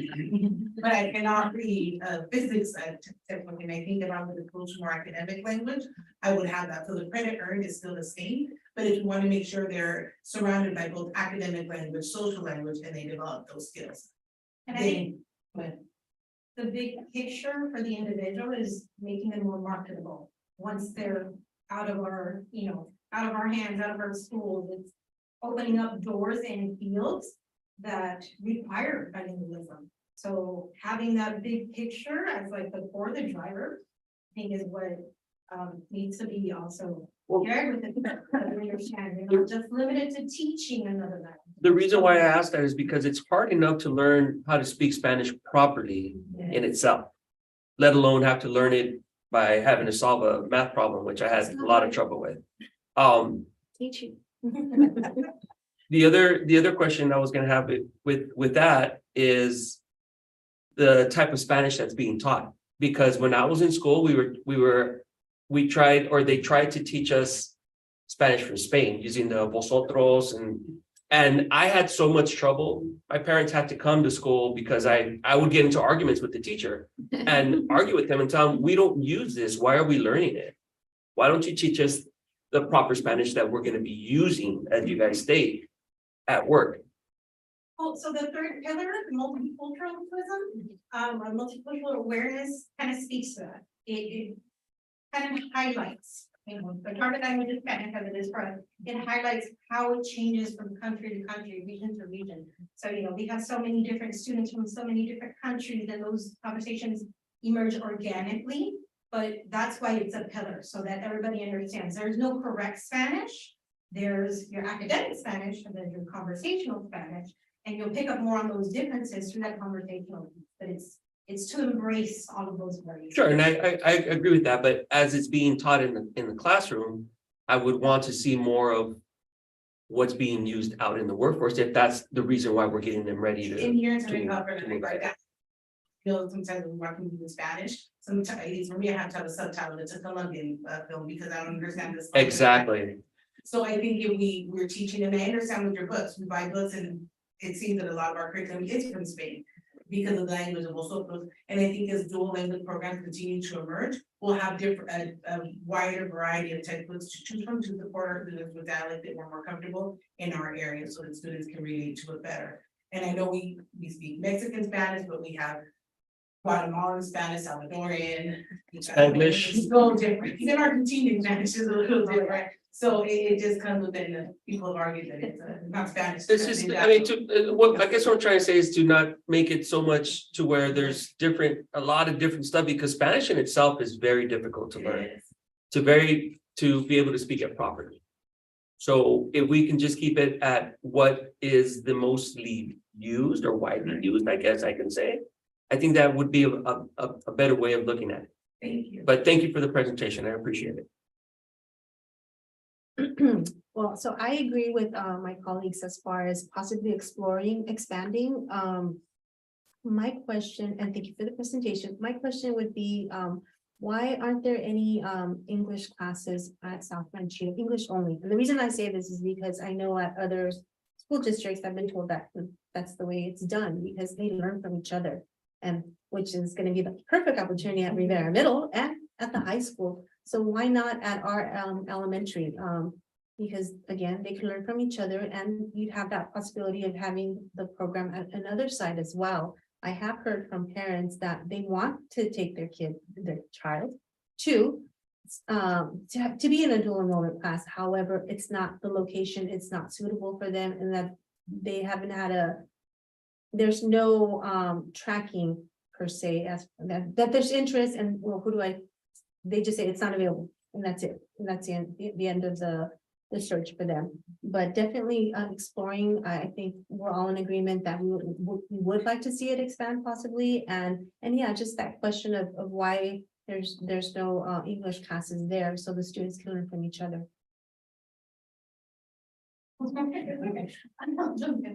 So that decision was made, I think prior to any of us being in our current roles. So to phase out the monolingual classes. So currently we still have one 4th grade monolingual class and one 5th grade monolingual class. As the instructional leader of the school, I kind of appreciate that that's being phased out from the standpoint of professional development. It allows more for those PLCs that we've been working so hard to integrate this year. Having a monolingual and a dual strand. When I first started 4 years ago, I saw a very clear divide amongst teachers, and not in a negative way, but it's like, okay, that doesn't apply to me. I'm going to focus on what applies to me.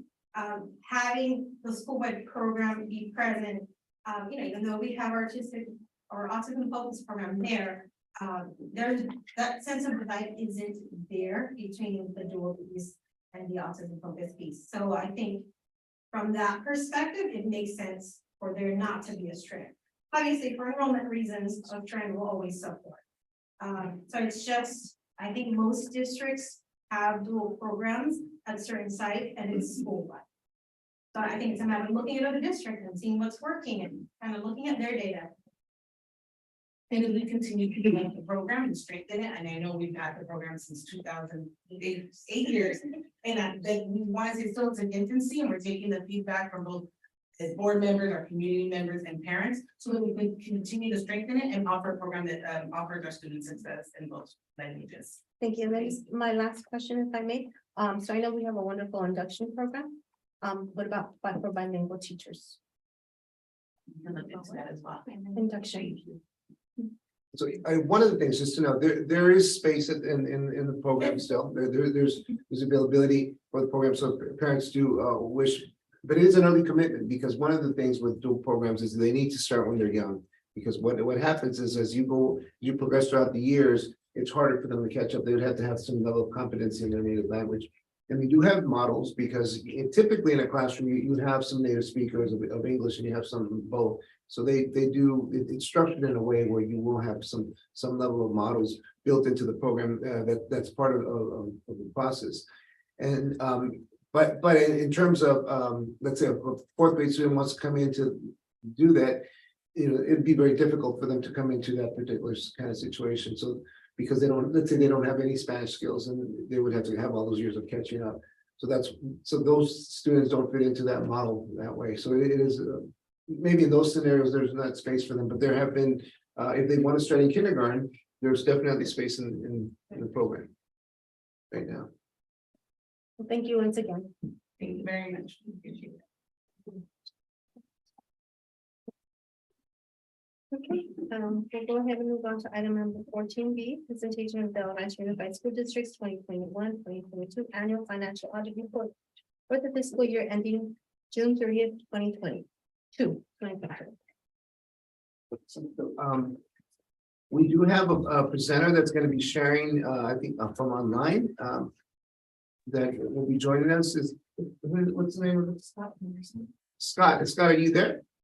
I am. Can you hear me? There you are. Yes. Thank you, Scott. You can go ahead and take us through the presentation. Absolutely. Would you like me to share screen, take you through the presentation, or just kind of talk and answer any questions? What would you prefer? And you can share the screen. Okay, give me 1 second.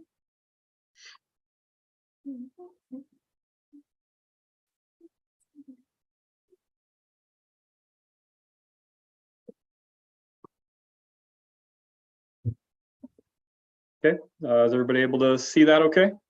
Yes. All right, wonderful. Thank you for having me tonight. Again, my name is Scott Gustafson. I'm a partner with Eide Bailey. We are your new audit firm for this past year, June 30, 2022. So we haven't been with the district too long, just this 1 year. And so I'm just kind of briefly run through what our audit encompasses and kind of the results of the audit, and happy to open up to questions if anybody has anything they'd like to ask or want to discuss further. Again, I'll keep it very brief, but I'm happy to kind of expand at the end if you'd like. The audit process, you'll see as we run through the slides, kind of has three, we refer to as phases, right? We have our planning phase.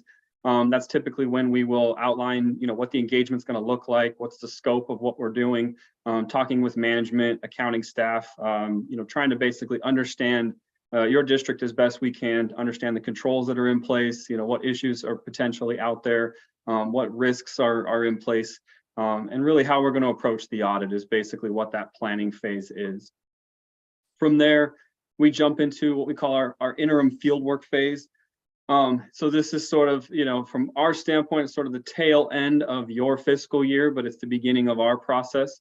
And this is where we start to look at areas like ASBs. We'll go out to sites potentially, look at attendance, start to look at some financial statement items, start to take a look at some of the federal awards that you've received for the year, as there's a single audit related to those.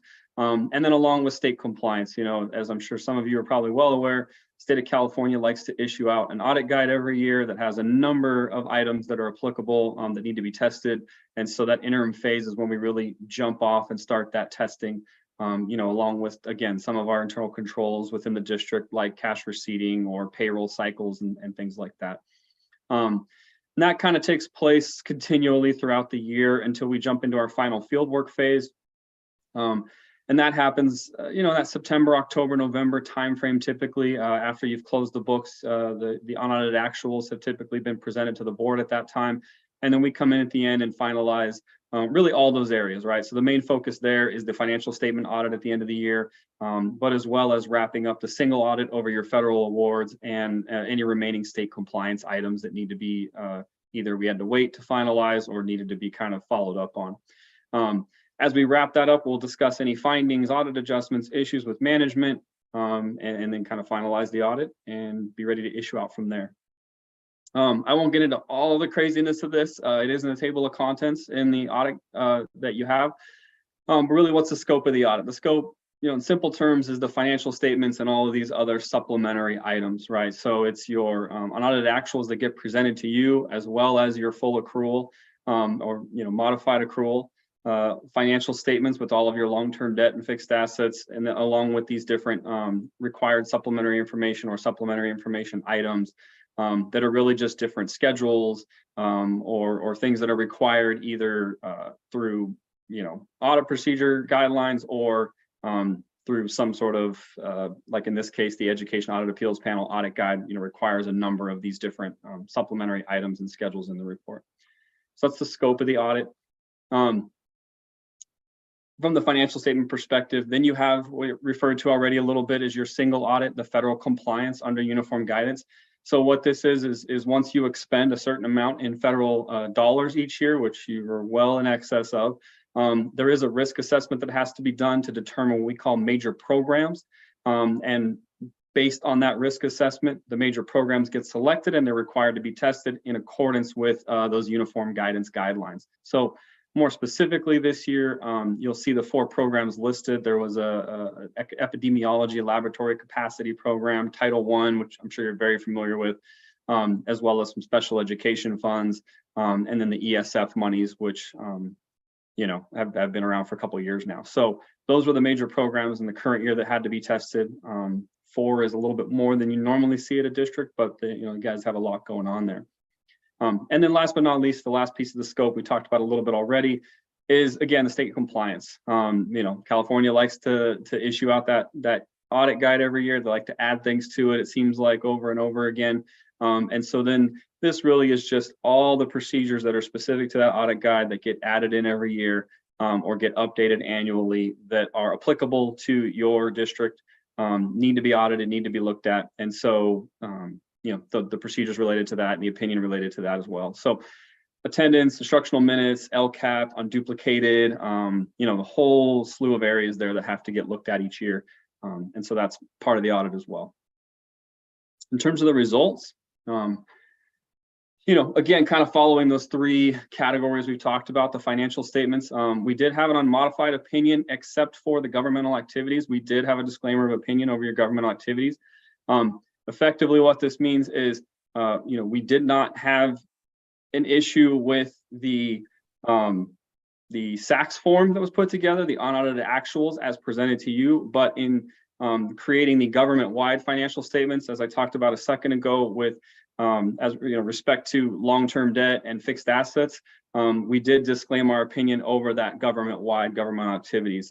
Basically, that was related to not having enough of a fixed asset listing in place for us to be able to determine, whether or not there were material items misstated or some other issue there. So you will see that referenced in the findings.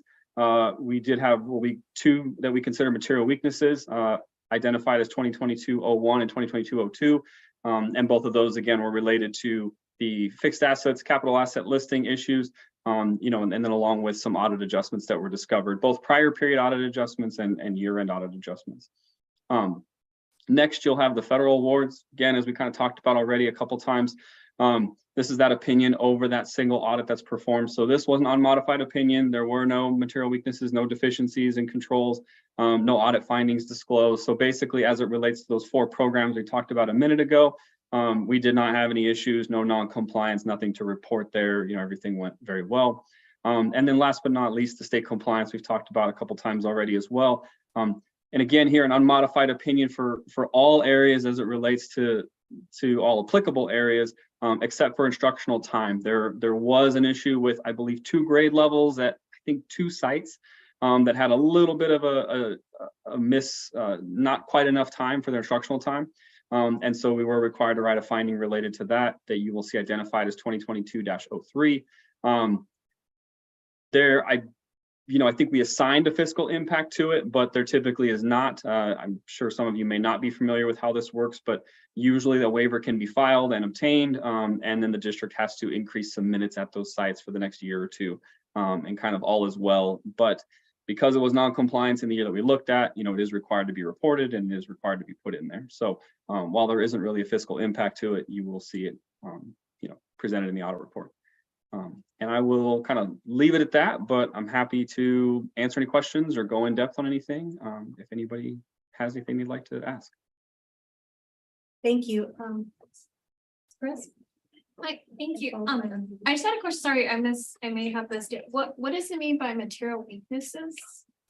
So material weaknesses is kind of two classifications of an internal control deficiency, right? So a control deficiency is something that may cause the financial statements to be misstated, right, in some fashion.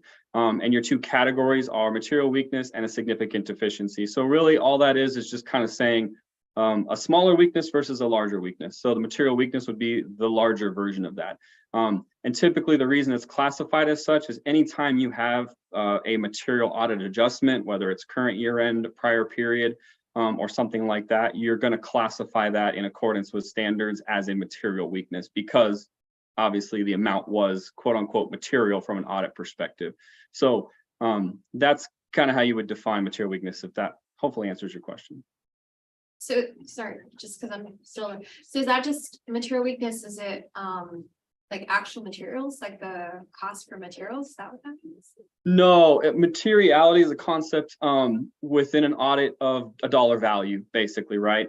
And so, for example, right, we would assess the district in a, I don't want to get too winded on it, but in a number of ways, we would look at the district and say, okay, within what we would call an opinion unit. So I'll break it down easily, say your general fund, right? So we would say, okay, specific to the general fund, we would assign a materiality of, let's say, $200,000. So if we found an error within your financial statements that was, say, $40,000, we would say, well, that's immaterial, right?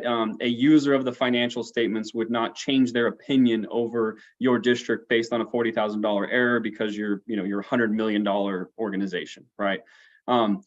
But if we get over that threshold, again, let's just arbitrarily say $200,000, that would be considered a material misstatement. And so when we have a material weakness as a finding, what effectively we're saying is there was enough of a problem with something that was happening at the district that it's possible or likely that there was something misstated to that degree. Now, in your case specifically, right, if we found an audit adjustment in excess of that amount, it kind of automatically indicates, right, that there's some procedure that didn't go well enough to have caught that before it got to the audit stage of being caught. Does that clarify? Yeah, thank you. Dr. Marino? Yes, I have a couple of questions. So let's go here. One was on the material weakness. However, the under financial statements, these were findings for 22. So these were all for 22, right? 21, 22. Correct. This audit that we're talking about right now is as of June 30th, 2022. So that's program year 21, 22. Okay. When you begin your audit, do you look at previous findings for the previous years? We do. Yeah. So you're required, they're actually in your audit report and they are reported in there, and they will be if you'd like, I can show you on the screen if that would help. Would you like that? Yeah. Okay. Give me 1 second. I can pop it up right here. So in the back of the report, if you have a report in front of you, but if not, you'll be able to see it. Roughly on page, here we go. Page 110 of the audit report, you will see the summary schedule of prior audit findings. So to your question, that's exactly what that is. So any prior audit findings that were reported for the 2021 fiscal year are required to be listed here, and you will find under each one that is reported a current status. So in this case, for this finding that was listed, that was reported as 2021-001 from the prior auditors, our status on that is we said not implemented, and we referenced the current year finding. So typically any prior finding is going to have a status that says either implemented, in which case it's taken care of, or not implemented, and then it would typically reference whatever the current year finding is that's been updated to reflect, the more accurate information currently. So that's what it means, the 01 and then the 02? The 01 and the 02 references the number of findings in a current year. So for the current year, since there's an 01, an 02, and an 03, there were 3 total findings that we had for the current year end. I apologize, my current year end, June 30, 2022 audit. Okay. Thank you. This was a very comprehensive audit. I think more so than I've seen in the past. Thank you. Absolutely. Trustee Contreras? No, Trustee Lafarga? Yes, hi Scott, I'm on Zoom. Along the lines of the material weaknesses, for lack of a better term, are we repeat offenders on this area of the finding? Yeah, I mean, a little bit in that specific instance. Yeah, I think what in doing our audit, what we found out is, yeah, there were some areas that definitely could have used some improvement. You know, you would have hoped that maybe that would have been brought up in a prior year, and some of it was and some of it wasn't. So I think we're just taking the approach of, we're here now and let's make it right. Right, and single audits are supposed to be submitted to CDE, the state. Will these findings affect us from that perspective and put us in sort of any corrective action that needs to be taken and submitted with them?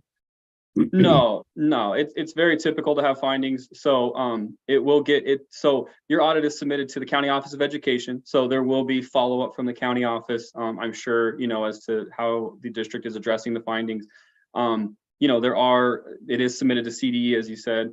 But no, typically there's no, unless there's a significant financial statement impact that needs to be dealt with through like an audit appeals panel situation.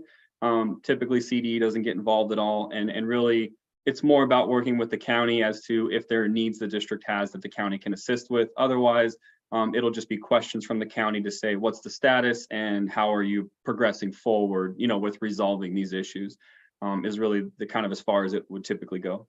Right, so it's really up to us to set the plan in place to mitigate the findings and make sure they don't happen again, right? I mean, that's Correct. the intent, right? Yep.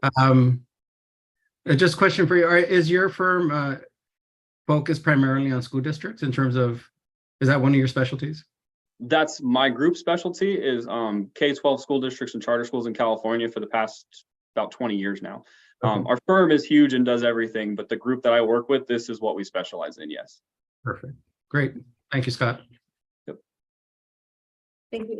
And staying on page, you're on 111 right now? Correct. Okay, so piggyback off of Trustee Lafarga's and Dr. Reina's question in regards to the finding. So the 2021-001, the current status was that it was not implemented, and then it repeated again on the 2022-001, correct? Correct. Okay, so this would be for Dr. Villegas. I know that you have mentioned, or we did receive in writing that there's gonna be a corrective action plan. I'm sure that the rest of the board would agree with me that we would like to see a copy of the corrective action plan and a timeline as far as when it will be implemented to make sure that these findings do not occur again. That's one. And then regarding the capital assets, what's the amount that triggers it to be a capital asset? It depends on the district, but typically it'd be an amount in excess of $5,000. I don't know the exact number for your district. I could find out in about 30 seconds if you really want to know. Yes, please. Okay. And then my other question is this where we would use the Hayes inventory? I apologize. I'm sorry, what did you say? Is this where we would use Hayes inventory or not? Not true. Yes, Hayes. Hayes. Yes, I believe so. If that's the inventory management system that you're using to track capital assets, the name does not sound familiar to me, but if that's the system you're using, yes. So is the recommendation or best practice yearly or is it quarterly to Every 2 years. every 2 years? Every 2 years? And when was the last time that we did an inventory? We're conducting the inventory right now. Really? Okay, perfect. And then so for the Hayes inventory, is that I know that there was an issue, but it was being transitioned in per This se. is our first year with you. First year, okay. So okay, first year, and you are currently doing the inventory right now. It'd be great if the board would have an update on that as well once it's completed. Thank you so much for the presentation. Oh, one more Follow-up question, if I may? Yes, you may. Thank you. So I know that in, I think it was February 22, we, the board requested, corrective plan. So was it submitted? For the previous finding, okay, for the findings from the previous year, because some are repeat findings, right? Was a corrective action plan submitted? It's not necessarily the same finding, it could be a similar type of finding, like, let's say it was I'm sorry, I can't use that, object code 8590 as opposed to 8220. Okay, so it's not the same exact finding, it's a similar finding, but of the same nature. Okay. So it's not the same, error, it's just a different error, but of the same type of materiality. It's the same thing, but a different, like, let's say it was fund 67 prior year, and current year it could be fund 20. Okay. So it's a similar finding, but not the same finding. Am I saying that right, Scott? Yes, no, you're absolutely right. It's not literally the exact same finding in terms of, what actual audit adjustment was, noted. But exactly as you said, it's in the similar vein of the closing process that we observed, right? And the controls related to closing of the books and some findings related to that. So one last comment or question for you, Ms. Steinberg, is that because we've had findings, I mean, the perfect world would be no findings, but we have findings. So each year that we have findings are identified, a corrective action plan is developed and implemented. Yes, what we try and do is train our team and make sure that they understand that, part of our closing process is to ensure that we've captured all of our adjusting entries, any prior year audit findings. We actually take the audit report, we take a look at it, and we try and laser in on those findings that we had from prior year. But the volume and the magnitude of what we are dealing with at that short period of time. And again, this fiscal year 21-22 is a bit more challenging because of all the turnover we had. We had 4 vacancies at one time. And so then we were able to fill, the payroll text, but now we still do have the 2 vacancies of accounting and budget analyst. So we had a little bit of challenging as we were closing the books as well. So we do have procedures in place. We have, plans in place, and you're absolutely right. In the perfect world, we wouldn't have any prior findings. So, and I concur with our board president that we would like to see the corrective action plan, because all these are for the 21-22, and so we would like to definitely see those items correct, findings corrected. Thank you. Thank you. Were you able to find the amount? Yes, so and just to clarify what we're talking about, because sometimes there's a little bit of confusion. So the amount we're referring to is a capitalization threshold of $5,000. So keep in mind, just to be again clear, districts are required to track inventory of all items over $500, and that might have been what you were referring to about the semi-annual inventory process. That is different than what we're discussing here from the audit context of capital assets or fixed assets, which is anything in excess of $5,000, vehicles, buildings, large purchases like that. So while sometimes they're very similar in nature, they are 2 separate processes that occur and kind of 2 separate things that are happening. But the amount that I'm referring to is anything over $5,000. Thank you for that. Yep. And then just one last question, if I may. I know that this is for the general fund. When will we see the bond audit? I don't know if we have a timeline for that. By this Friday, I'll give you a timeline as to when we will be able to see that. We'll get that information for you. Thank you for that. And once again, thank you for the presentation. Thank you. Ms. Unbring this one. Okay, at this time, we'll go ahead and move on to Board of Education announcements, item number 15. Who would like to start? I can start. Okay, Dr. Marina. Why not? All right, good evening, everyone. It has been a very busy 2 weeks since we had our last board meeting. And it's a very busy month for all staff here, I know. And aside from that, so many celebrations that are happening this month, but it's all exciting. Anyway, but I'd like to start by first of all congratulating the El Rancho High on the 6-year accreditation. Just keep up the good work.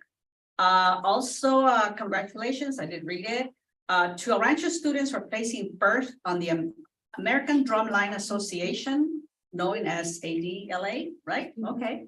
Also, very well-deserved congratulations to Dr. Villegas, Dr. Carlson, and Ms. Soto Delgado for the article that was submitted to AXA Leadership Magazine that was published. Building safe spaces, 5 steps for building a healthy and safe school system for students and families. We are published in that leadership magazine. So, this is really a testimony to the collaboration of the teams to provide a safe and healthy learning environment here at El Rancho. I also like to acknowledge the continuous collaboration taking place and all the work in ensuring that our students and our staff are here safe in our district. I know Dr. Villegas, you mentioned, and we heard from our ERFT president that, there's been meetings on strengthening our security and our safety program here at the school. I know that on the agenda is the approval of the cameras, the entry cameras. I had the opportunity to go to Rio Vista, where I saw the cameras that are being proposed on tonight's agenda, and they're wonderful. I talked to some staff there. They feel more at ease because they are able to unlock the door from their computer, and they have a better view of who is at the door. So certainly I hope that, this is something, I know something that we will have at every school. Also, I know we've had the intruder drills, and I was at one of the school sites and they had their drill, and the following day they had a real, that was not a drill, lockdown. And this happened during recess. So what the administrator shared with us was that within 2 to 3 minutes, all students were secure in the classrooms. Staff knew the protocols, they knew what needed to be done. So that took place immediately. So again, it is the ongoing collaboration, not only here within our staff, but also with our community partners, the sheriff's department as well, to not only ensure the physical safety of students, but also the mental wellness of our students. I know that there are conversations taking place to open a gym next to the Boys and Girls Club here at Salazar. That is just, again, another measure to promote the wellness and to engage these kids after school and keep them out of harm's way. Also, what can I say about our wellness center, Oasis Center at the high school? I also attended the robotics, the opening of the robotics room at the high school. I want to thank Trustee Perez and everyone that made this happen. These kids were really super excited, especially those coming from the middle school, to see that they would be able to continue with the wonderful work happening with the robotics. Also, attending the various open houses at the elementary schools, the PBS project at Durfee Elementary that I was invited to, and I did go to a swim competition in Whittier, and as well as I think it was at McGee. I attended the No Kid Hungry, and what can I say about the Parent Summit? We heard it today, how well it went. I'm mentioning all this because this really truly paints a tapestry of the great work that is happening here, and is really happening through the collaboration of everyone, not just the school, not just the staff, not just, but the community at large as well. And to have that parent engagement speaks volumes. So I think we're in a really wonderful track here. I'm going to wrap it up in a minute just by saying that, and we have to say this. I want to say thank you for all you do. And as I always say, this is why I'm here. This is why I'm here talking to you and talking to everybody, that the students, the work happening in the classrooms, the students, the work that you'll do really inspire me to continue to serve my community. And I want to wish all staffs, I know you're working very hard with the CAPS testing. I know it's a lot of work. I remember my days in the classroom. And finally, I want to say a very happy Cinco de Mayo, feliz día del Cinco de Mayo. Let's celebrate what it is truly, what we're truly doing, celebrating our culture and celebrating our heritage. Thank you. Thank you, Dr. Marino. Trustee Prince? So first up, I do want to make sure that we do, Dr. Vegas, look into that bus situation, because I know not just Bernie, but there have been other elementary schools that have had, and it's just, and one of the resources, LA County Supervisor Janice Hahn, they provide 2 buses, not 2 buses, but 2 trips, I guess, for organizations, as long as it's after school or during the weekend. So for some organizations like the robotics or the decathlon team, that could be an option that we can look into. And then similar to what people after the parent summit was amazing. Thank you, Ms. Chavez, Dr. Vegas, Ms. Carlson, everyone who was there.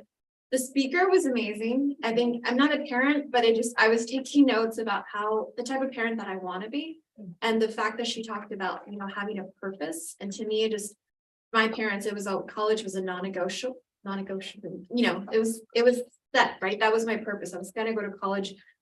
And, and I feel like to me, that's why it's so important to have a lot of extracurricular activities, whether it's sports, whether it's robotics, whether it's after school programs, to really make sure that our students have those resources.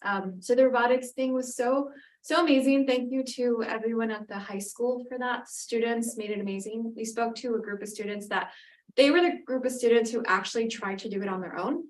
And they were like, yeah, we had nothing to work with. We just kind of, made it happen. And they actually ended up with an award this year. So a huge congratulations to them for persevering. I would love to bring that to the board one day to acknowledge them, just to, to really continue with that. And then that day I brought in one of the staff members from, again, Janice Hans, to really highlight our Rancho, because I really just want to show us off. And he was just amazed at the robotics program, took pictures, put it on their media. And then I took him to the Oasis because I really wanted him to highlight the wellness center. He talked to them, also shared some resources. So I want him to, if he hears of anything, to always keep our Rancho in mind. And I told him that I want to bring him back with the supervisor so we can make it a big event and really just talk about, what are the needs that we have currently, and for them to make it. And then, for me, I love mental health month. I love mental health in general, because it really, the minute or 30 seconds, it just really gets us in the moment. And I think it's such a huge topic that students want.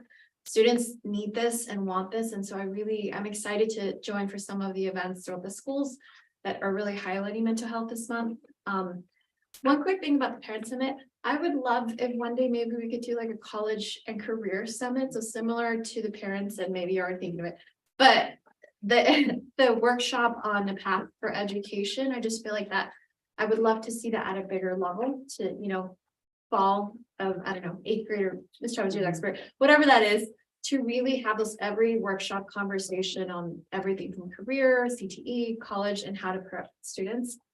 And then last but not least, good luck to all students and staff with testing. Like Dr. Marino said, sometimes it's a lot of work and a lot of, prepping, so good luck to them. And then happy National Teacher Appreciation Day to all the teachers that do everything, past teachers, future teachers. Thank you for everything you do, because everyone in this room has been touched by a teacher. And so thank you so much for everything you do. And that is all. Have a good day. Thank you. Trustee Contreras? Yes. So I'll start with the Parent Info Summit. Although I showed up late, I was able to attend or go over or be part of some of the keynote speakers that were there. Thank you to everybody that put it together. It was really good, and it seemed like there was probably about 80 attendees. Is that about right? And overall, it seemed to be very informative, and the parents that were recognized were very happy to be there. They were very, some of them were probably surprised. So thank you to all the parents that showed up, and thank you to all the parents that for what they do in our district. Without the parents And I'm looking at one of our parents over there. Without the parents here, I don't think we'd be where we're at right now. So thank you to all the parents that are part of this. There was a couple of quotes that were said during that, and some of them stuck to me. I don't know if it was exactly written like this, but the way I remember it was no parent is perfect all the time, and no student is perfect all the time. They are just perfect moments that are shared by both. Let's try to make more perfect moments. Something to that aspect. So I think that was really cool. And then the other one, I believe, which was a quote from Mother Teresa, is if you want to make the world a better place, you start at home. And I think a lot of these issues, a lot of these problems, a lot of the opportunities, it's not only issues and problems, but there's a lot of opportunities can start at home. And we're missing a lot of that nowadays. A lot of the things that we can do and the way we can get better as a district and as a community is if we start at home. So I think we would need to focus, if we can, on how we can get the parents more involved in our district. And again, once again, thank you to all our parents. As we stated, Feliz Dia de las Madres, it's coming up, and Teacher Appreciation Day. My sister's not here anymore, but she's a 30-year teacher here at the district, and she's a second mother to me. So to her both, thank you. Congratulations to the Rancho track and field for completing a successful season, and I want to wish the students that are competing, I believe there's 3 students from what I was told, they're going to be going on to CIF. So good luck to them. Also, congratulations to our Rancho baseball team for finishing second in the league and for qualifying for CIF. Their next game is this Friday against Chino, and it'll be at El Rancho High School. So I hope we can all make the effort to attend. I believe it's a 3:15 game. So good luck to the El Rancho baseball team. I was able to visit the camera system that was at the school site at Rio Vista. I think it's a great system. It was shown to me how it works.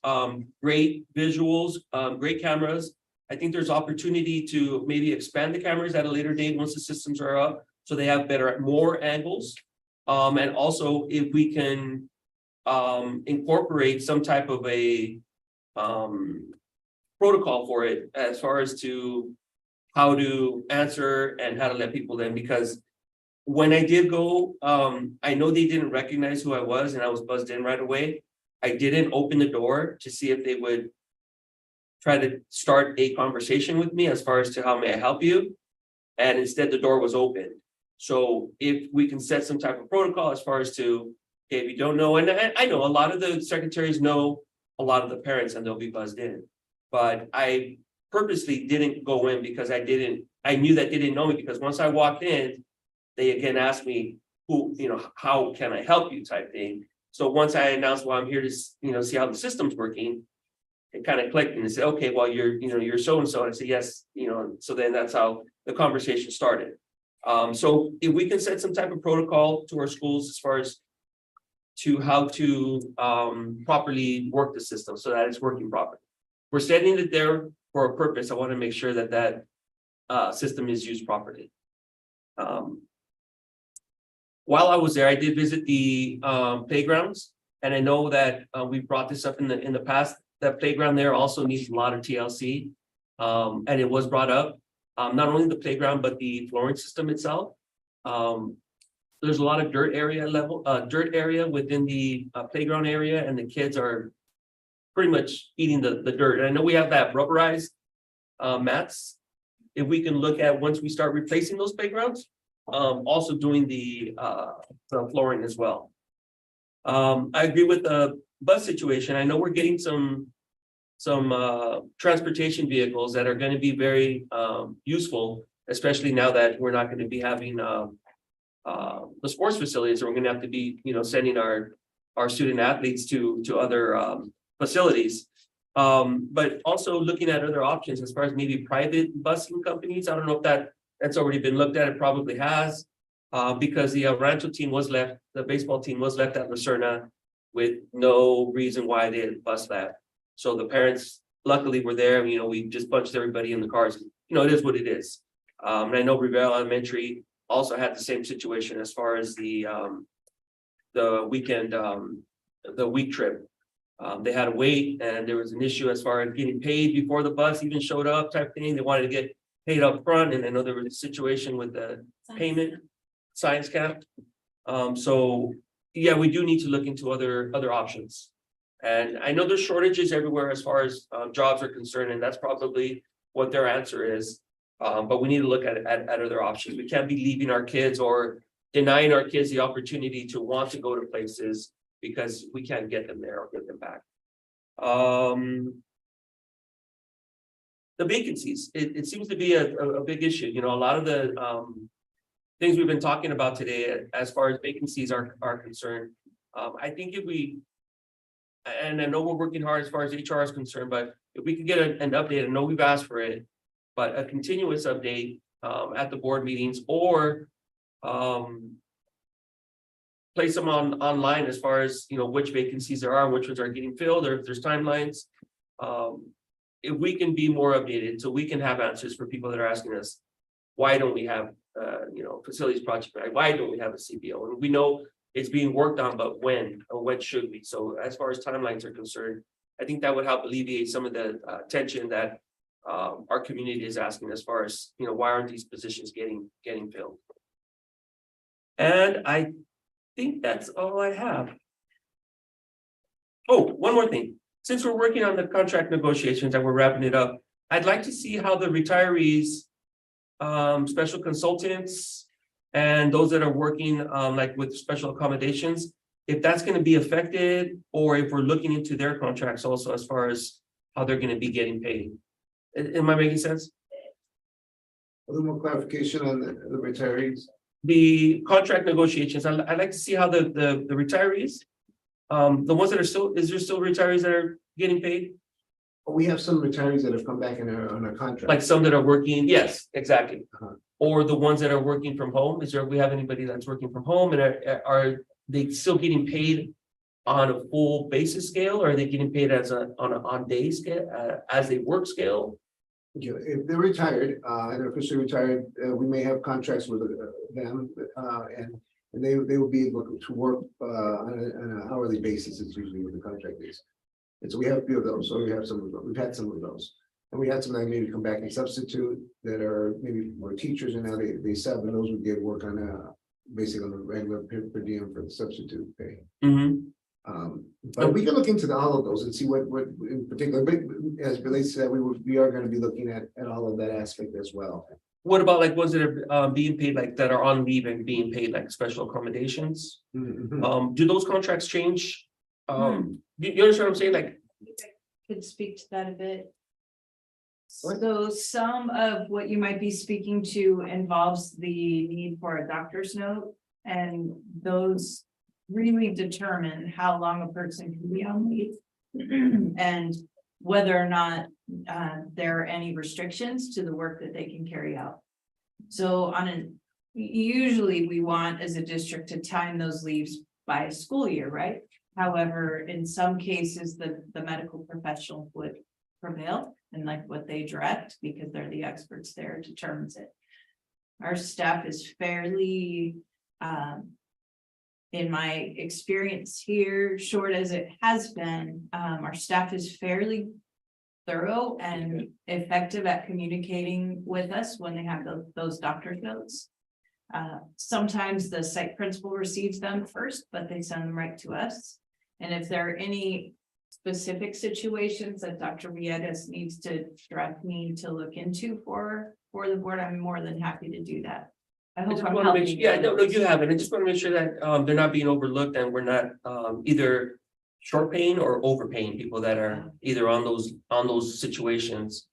So as we're doing these contract negotiations, that we can look at those, and so that nobody gets overlooked. Thank you. Absolutely. Thank you, That's trustee all. Pinterest. Trustee LaFarga?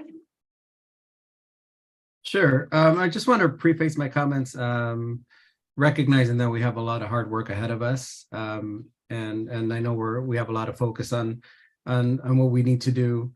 But a word that just came to mind over the last couple of weeks was progress.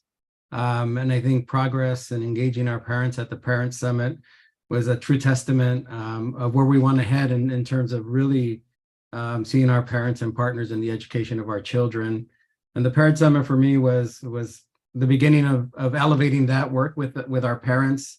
One of the sessions that was actually presented by some of our most involved parents was, I think, great to see, because it was kind of a peer-to-peer, I've been there, approach. And I'm just so glad we incorporated that as a session among the other ones that really offered great information. And hopefully we can continue this on an ongoing basis so that we don't lose momentum. I also know that parents were recognized for their involvement at their schools. Trustee Contreras was one of them and his wife. So congratulations. We just need to find a way to keep elevating this work with our parents to get us to that place where they're true partners in the education of their children. I just saw that the Safety Town Hall was scheduled for May 18th, and that's a full collaboration citywide, which is progress, right? I mean, we were talking about it, now we have something scheduled to really address the safety concerns in our educational community, but our city as a whole. We've had progress with our union partners over the last few months and getting us to the place where we can be true partners and settle all the requests that they had and really truly partner with them. And now we can really focus on our future as partners together as well in the education of our children. Want to recognize Mental Health Awareness Month, and we started with a self-care exercise during our meeting, and I think that's where it starts. If we take care of ourselves, we can take care of others. Want to recognize National Teachers Day. Our teachers day to day do the heavy lifting in providing the highest quality education to our children. So thank you for everything you do. And I also appreciated what Lil said about seeing everybody that works for our schools as teachers, and that's true. So in that sentiment, just want to express my appreciation to everyone in our district for working with our children. Let's see, I do want to give the best of luck to all our athletes that are advancing into CIF competition. I know they will represent us well. And in closing, want to wish everybody a happy Cinco de Mayo. And for all the mothers out there, happy Mother's Day in advance. And a big hug to all of you. Thank you very much. Thank you, Trustee Lafarga. I'll try to make mine short.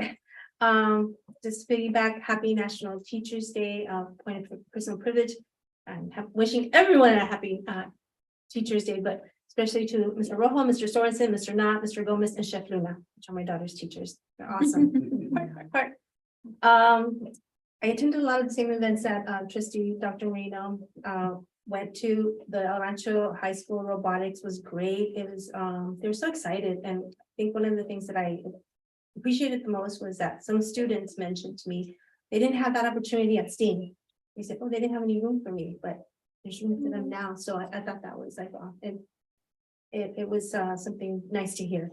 I only attended 2 open houses because I think Trustee Perez jinxed me when she said, "What, you signed up for all of them?" She said, so anyhow, wonderful presentation. Again, hats off to the teachers for all the hard work that they put in, all the showcase, everything that they showcase is amazing. I went to Rivera's and Ruvistas. And then I had the opportunity to attend Durfee's Operation Hope event, which was amazing. There was so much community. You had counselors from the high school, you had students from the high school, from Rancho and Salazar. One of the Salazar students did some of the murals, and we had Instagram influencers there. And what I really loved about it was that they had so many positive affirmations there. So the students walk in, and every time they're going to be walking into their classrooms, they're going to say, "I am, I'm awesome. I am, I'm amazing." And it's just a reminder to them on the day-to-day, and just the opportunity of parents to be able to be part of it, I think is really important as well. Just an amazing event. And I do want to thank Councilmember Lara. Mr. Rata did share that he did have some assistance with Whittier Fertilizer and Caterpillar, helping, leveraging some partnerships to help the event. So special thanks to him. I also had the pleasure of attending with Dr. Marino, the PBL presentation by Ms. Vasquez, and oh my goodness, was it amazing. And the fruit and the labor of the TOSAs is very evident, and of all of you, you got to see UDL in practice.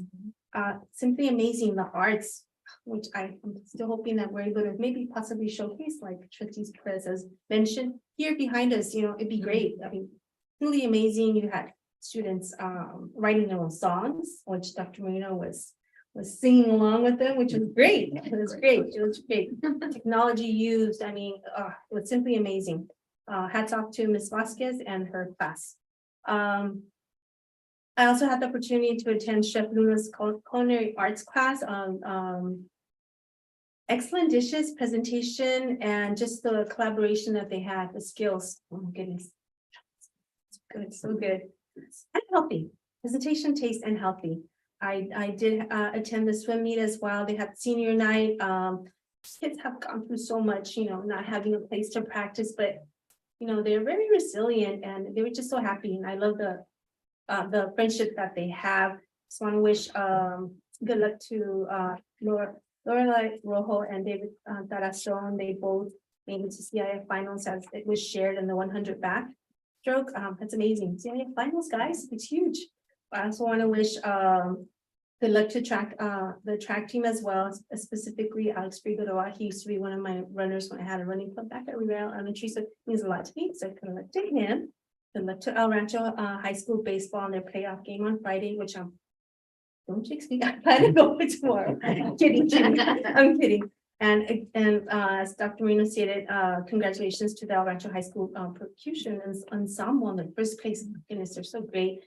And congratulations to Director Billy Saavedra and her staff at the No Kid Hungry event. That breakfast in the class presentation was excelente.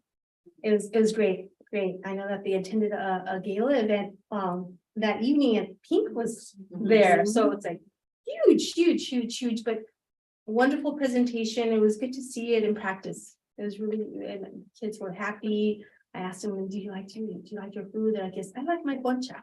So it was really nice. Lastly, the parent summit, amazing. Dr. Vegas, thank you. Great keynote speaker, cabinet, thank you. Details, love the centerpieces, the books, everything was really cute. And as Trustee Farga stated, the peer-to-peer, the parent workshop was great.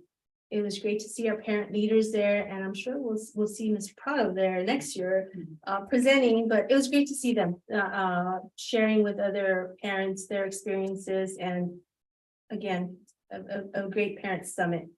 And that is all I have. Like my colleagues, I want to wish everyone a happy Mother's Day and a happy Cinco de Mayo. Thank you. Okay, we'll go ahead and move on to item 16. Comments and reports, Superintendent and Cabinet. Thank you. This was just so much going on, and here you're gonna go, yeah, there's that. Oh yeah, there's that. There's just so many things happening, and I want to thank the board for the support and being active participants in everything that goes on. And it really means a lot to the community and to our teachers and students. Just a few things that I'd like to highlight. One of them, we've been talking about safety, and there is a lot of things that the board has guided us in the things that we're doing. And so the anchor cameras, they've already, installation have started.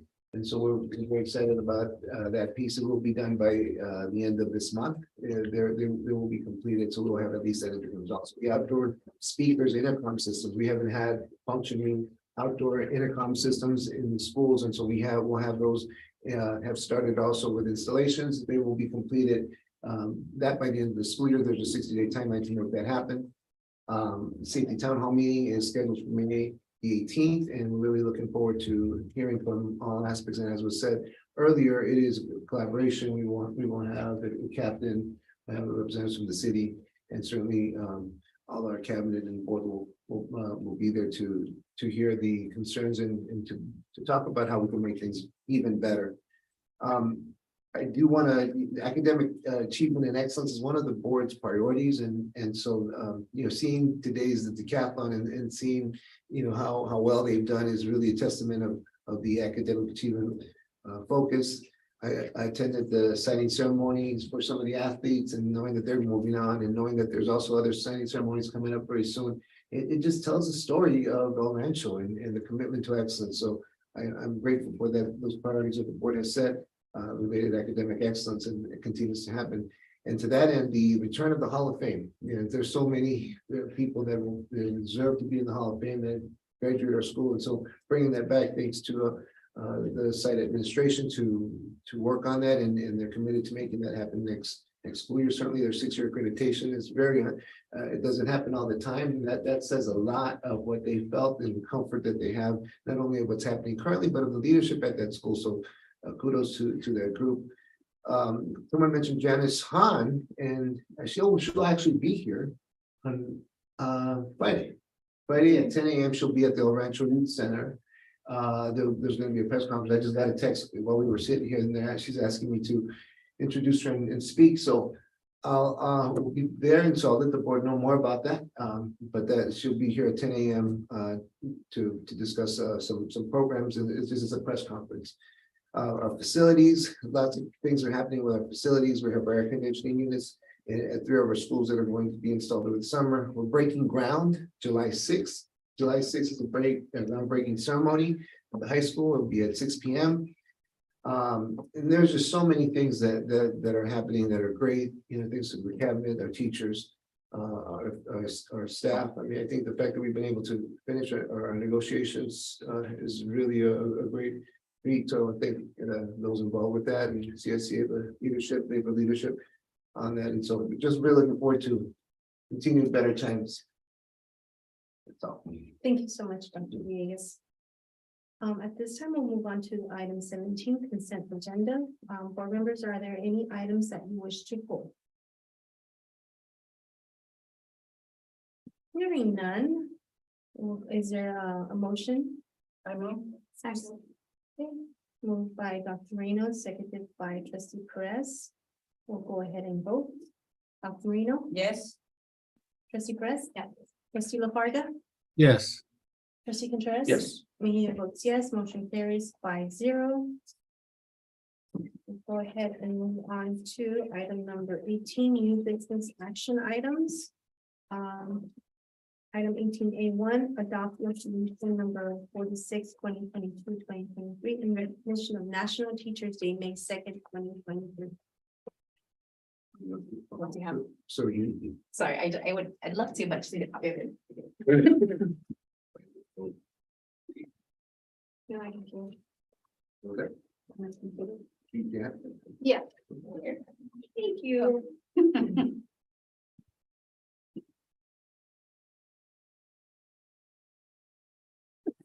Thank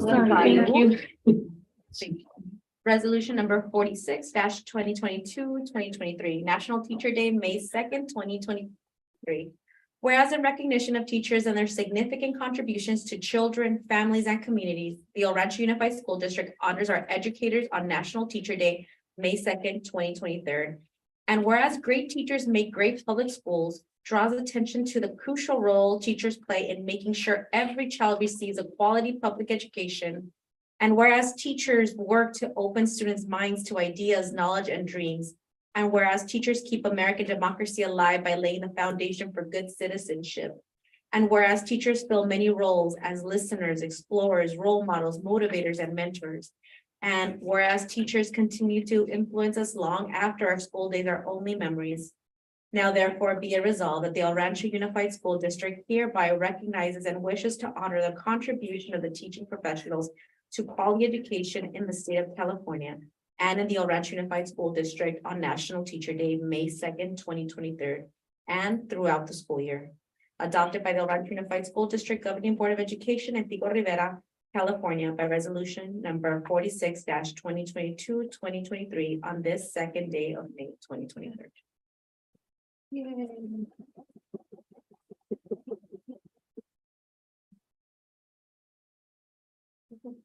Is there a motion to approve the resolution? I move the resolution. Just second. Okay, it's been moved by Dr. Reno, seconded by Mr. Perez. Any discussion? Just a comment. This place is world's a better place because of every teacher. In whatever form we're teaching, students are being taught, it is a better place. As the world continues to grow and evolve, it is because someone has taught someone how to do it. Thank you. Here. Hearing no further comments, we'll go ahead and vote. Dr. Marino? Yes. Trustee Perez? Yes. Trustee LaFarga? Yes. Trustee Contreras? Yes. Mejia votes yes, motion carries 5-0. Item number 18A2, adopt resolution number 47, 2022, finding that relocation of the adult education school and adult transition program to the Ochoa campus is exempt from the California Environmental Quality Act. And approving the filing and recordation of notice of exemption. Is there a motion? So moved. Second. Moved by trustee Contreras, seconded by trustee Dr. Marino. Is there any discussion? Hearing none, we'll go ahead and vote. Dr. Marino? Yes. Trustee Contreras? Yes. Trustee LaFarga? Yes. Trustee Perez? Yeah. Mejia votes yes, motion carries 5-0. Item number 18A3, receive for first reading and adopt revised board bylaw 9321, closed session. Is there a motion? So moved. Second. Okay, moved by trustee Contreras, seconded by trustee Dr. Marino. Any discussion? Hearing none, we'll go ahead and vote. Trustee LaFarga, Yes. trustee Dr. Marino, Yes. trustee Perez. Yes. Trustee Contreras. Yes. Mejia votes yes, motion carries 5-0. Item 18A4, approved to delete obsolete board bylaw 9321.1, closed session conduct and reports. Is there a motion? So moved. Second. Moved by trustee Contreras, seconded by trustee Perez. Any discussion? Hearing none, we'll go ahead and vote. Dr. Marino? Yes. Trustee Perez? Yes. Trustee LaFarga? Yes. Trustee Contreras? Yes. Mejia votes yes, motion carries 5-0. Item 18A5. Receive for first reading and adopt revised board bylaw 9322, agenda and meeting materials. Is there a motion? So moved. Second. Okay, moved by trustee Contreras, seconded by trustee Perez. Any discussion? Hearing none, we'll go ahead and vote. Trustee LaFarga? Yes. Trustee Dr. Marino? Yes. Trustee Perez? Yes. Trustee Contreras? Yes. Mejia votes yes, motion carries 5-0. Item 18B1, adopt resolution number 49. 2022-2023 in recognition of National Mental Health Awareness Month. Thank you, and I'll be reading that. Whereas National Mental Health Awareness Month in May started in the United States in 1949 to raise awareness about mental illness and to educate communities about psychological disorders while reducing the stigma that surrounds them. And whereas 20% of the US population ages 18 to 54 are affected by a mental health disorder during a given year, and 57% of the population will have a diagnosis of or a diagnosable disorder in a lifetime. And whereas approximately 1/2 of chronic mental illness begins by the age of 14 and 3/4 by age 24. And whereas long delays, sometimes decades, often occur between the time symptoms first appear and when individuals get help. And whereas mental health is part of overall health and early identification and treatment can make a difference in the successful management of mental illness and recovery. And whereas prevention is an effective way to reduce the burden of mental health conditions. And whereas it is important to maintain mental health and learn the symptoms of mental illness in order to get help when it is needed. And whereas every person and community can make a difference in helping end the silence and stigma that for too long has surrounded mental illness and discouraged people from getting help. And whereas public education and civic activities can encourage mental health and help improve the lives of individuals and families affected by mental illness. Now therefore be it resolved that the governing board of the El Rancho Unified School District do hereby declare May as Mental Health Awareness Month, and furthermore supports district activities related to increasing understanding of the importance of mental health and to promote identification and treatment of mental illness.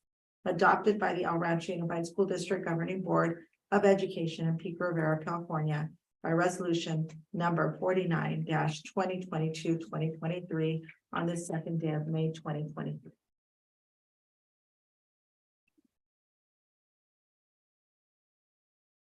Is there a motion? Second. Moved by trustee Contreras, seconded by Dr. Marino. Discussion, yes. Did the city ever reach out about like having their resolution? They did not. Okay, I just want to, I'll follow up, because I know they were interested in also doing a resolution for the city, so I'll just follow it, that's all. Thank you. Okay. No further discussion, we'll go ahead and vote. Dr. Marino? Yes. Trustee Perez? Yes. Trustee LaFarga? Yes. Trustee Contreras? Yes. Benita votes yes, motion carries 5-0. Item 18B2, adopt resolution number 50-2022-2023 in recognition of National Foster Care Awareness Month. National recognition of May as the National Foster Care Awareness Month. Whereas nearly 424,000 children and youth live in foster care and are among the most vulnerable populations in the United States of America. And whereas Los Angeles County is home to approximately 33,000 children and youth in foster care, and nearly 23,000 of those children and youth are school aged. And whereas students in foster care are identified as a subgroup under the local control funding formula and local control accountability plan, due to being the lowest academically achieving group of students in California. And whereas students in foster care continue to face challenges from COVID-19, housing and food insecurities for our older youth remain a topic of need. A steady rise in the number of referrals to our local child welfare agency is taking place. And whereas the Foster Youth Services Coordinating Program aims to mitigate the trauma students in foster care have experienced and empower them to succeed academically. And whereas the first National Foster Care Month was celebrated in 1988, when the National Foster Parent Association persuaded United States Senator Strom Thurmond to introduce a resolution proclaiming the month of May as National Foster Care Month. And whereas for 2022, the Children's Bureau created the theme of relative and kin connections, keeping families strong, which speaks to the positive impact this has on our children and youth while in care. And whereas organizations across the nation have declared May as Foster Care Month to recognize resource parents, relative, non-relative caregivers, volunteers, mentors, advocates, child welfare representatives, and others within the community of improving and increasing awareness of the urgent needs of children and youth in foster care. And whereas the El Rancho Unified School District Governing Board of Education will demonstrate its commitment to improve the educational outcomes of children and youth in foster care by supporting National Foster Care Month events throughout Los Angeles County during the month of May in 2023. Now therefore be it resolved, the governing board of the El Rancho Unified School District do hereby declare May as National Foster Care Month and hereby request that elected officials in the county of Los Angeles and all of its citizens recognize the unique needs of children and youth in foster care and increase both the awareness of the issue and their commitment to helping these young people succeed. Adopted by the El Rancho Unified School District Governing Board of Education in Pico Rivera, California by resolution number 50-2022/2023 on the second day of May 2023. Is there a motion? Okay. A little bit of discussion. Ms. Dora Soto Delgado, I just want to say thank you for everything for our foster youth. Also, that would bring my ribbon, but I have a lot of colors on today. So figure out what to wear today. Blue, Green, mental health. right, of the foster youth. yeah, mental green. health is green. Yes. Very good, very good. And just one request along the lines of what you said about city council, if we can send copies of our resolution to the mayor. I know that was one of the, what we said we were gonna do with the sustainability, last month's resolution. Climate change. Climate change, thank you. And so we could also send one for mental health awareness and also for foster youth, it'd be great. And the mayor. And Mayor Pro Tem. Sure, the mayor will share with the rest of the council members, I think. Because I think he's bringing that item. Okay. Yeah. Okay, no, you're right. There should be the pro tem as well.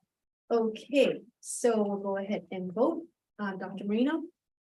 Well, I just wanted to make. Oh, sorry. Sorry. Pick some famous celebrities that were in foster care, Steve Jobs, Marilyn Monroe, John Lennon, Eddie Murphy. It's wonderful how they were able to grow up in the system. But somehow along the line, there was someone who helped them become successful. But our students need once they age out. Thank you. Any other comments? Okay, hearing none, we'll go ahead and vote. Dr. Marino? Yes. Trustee Perez? Yes. Trustee LaFarga? Yes. Trustee Contreras? Yes. Mia votes yes, motion carries 5-0.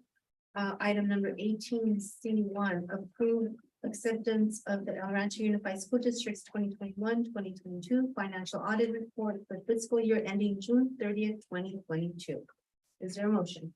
So moved. Okay, moved by trustee Contreras, seconded by trustee Perez. Any discussion? Hearing none, we'll go ahead and vote on Dr. Marino. Yes. Trustee Perez? Yes. Trustee LaFarga? Yes. Trustee Contreras? Yes. Mejia votes yes, motion carries 5-0. We'll move on to item 18C2. Approve professional services agreement between the El Rancho Unified School District and King Consulting for services related to state construction funding. Is there a motion? So moved. Second. Okay, moved by trustee Contreras, seconded by Dr. Marino. Discussion? This comment, show me the money. Find me the money, right? Yeah. Trustee Perez? Just the comment that Lil made earlier about the facilities. So I'm excited for this because I do think not just our round, I think the school facilities needs work. It's been the same for years. So I'm excited to see this and get that going. That's it. Here, here. I agree. Completely agree that was gonna be my comment as well, that our district has many needs and this is one of the reasons why this item is on the agenda. Many needs and no money. Yet. Yet. We will have a. Okay, so any other comments? Just also to mention what she made comment of was El Rancho High School being in the limelight 24/7, and it's true. That school is used more than any other campus in our district. And there is a great need in that school. I also walked it when I first came on to the board with our principal, and a lot of things have been pointed out, and I know we're all aware of it. I know it's in the works already. But this has been something an issue that's been ongoing for years, not just since last year, just for years, and 4, 8, 12 years behind. El Rancho needs a lot of love. El Rancho High School needs a lot of love. And I'm glad it's already in the works. We've already started with our roofing schedule, which I also believe those schedules should be posted. So when people do have those questions, yes, the roofs are going to get fixed. This is the timeline, the time frame. And if any adjustments need to be made, then we can make those adjustments, right? The community needs to be made aware so that they know that, yes, we are working on those issues and they will get fixed. So thank you. Thank you for that. And I believe that we did request that the deferred maintenance plan to be published on the website. I think at that special meeting that we had for the projects, I thought we had, but if we haven't, I think we're on agreement that thumbs up that those should be published, and CBOC as well should have a copy of that because that's one of something that's they're allowed to view the deferred maintenance plan. Thank you. With that, we'll go ahead and vote. Dr. Marino? Yes. Trustee Perez? Yes. Trustee LaFarga? Yes. Trustee Contreras? Yes. Mejia votes yes, motion carries 5-0. Okay, item number 18D, almost there, guys. 18D1. Approve resolution number 11, 2022-2023, reduction of elimination of certain certificated services to the 2023-2024 school year. If it's okay, I would like to just make a quick comment on both of these, and I would thank the board for the opportunity. I know this is a very difficult resolution to consider. You know, as I know how seriously everyone takes, the employees, the ones that make everything happen here and how difficult it is for us to have these types of conversations.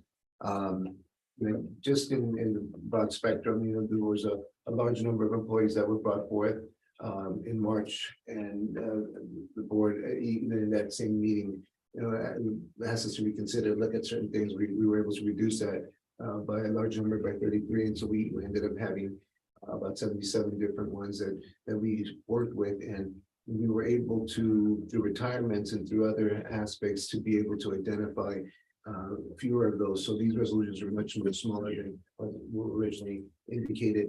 And so I'm happy of that we were able to have a much lesser impact in terms of that. And we're still not done. We're still looking at positions that we are going to need that we haven't been able yet to deliver on yet in terms of because of credentialing or because we're not sure of how things are going to work in terms of bumping rights and that kind of thing.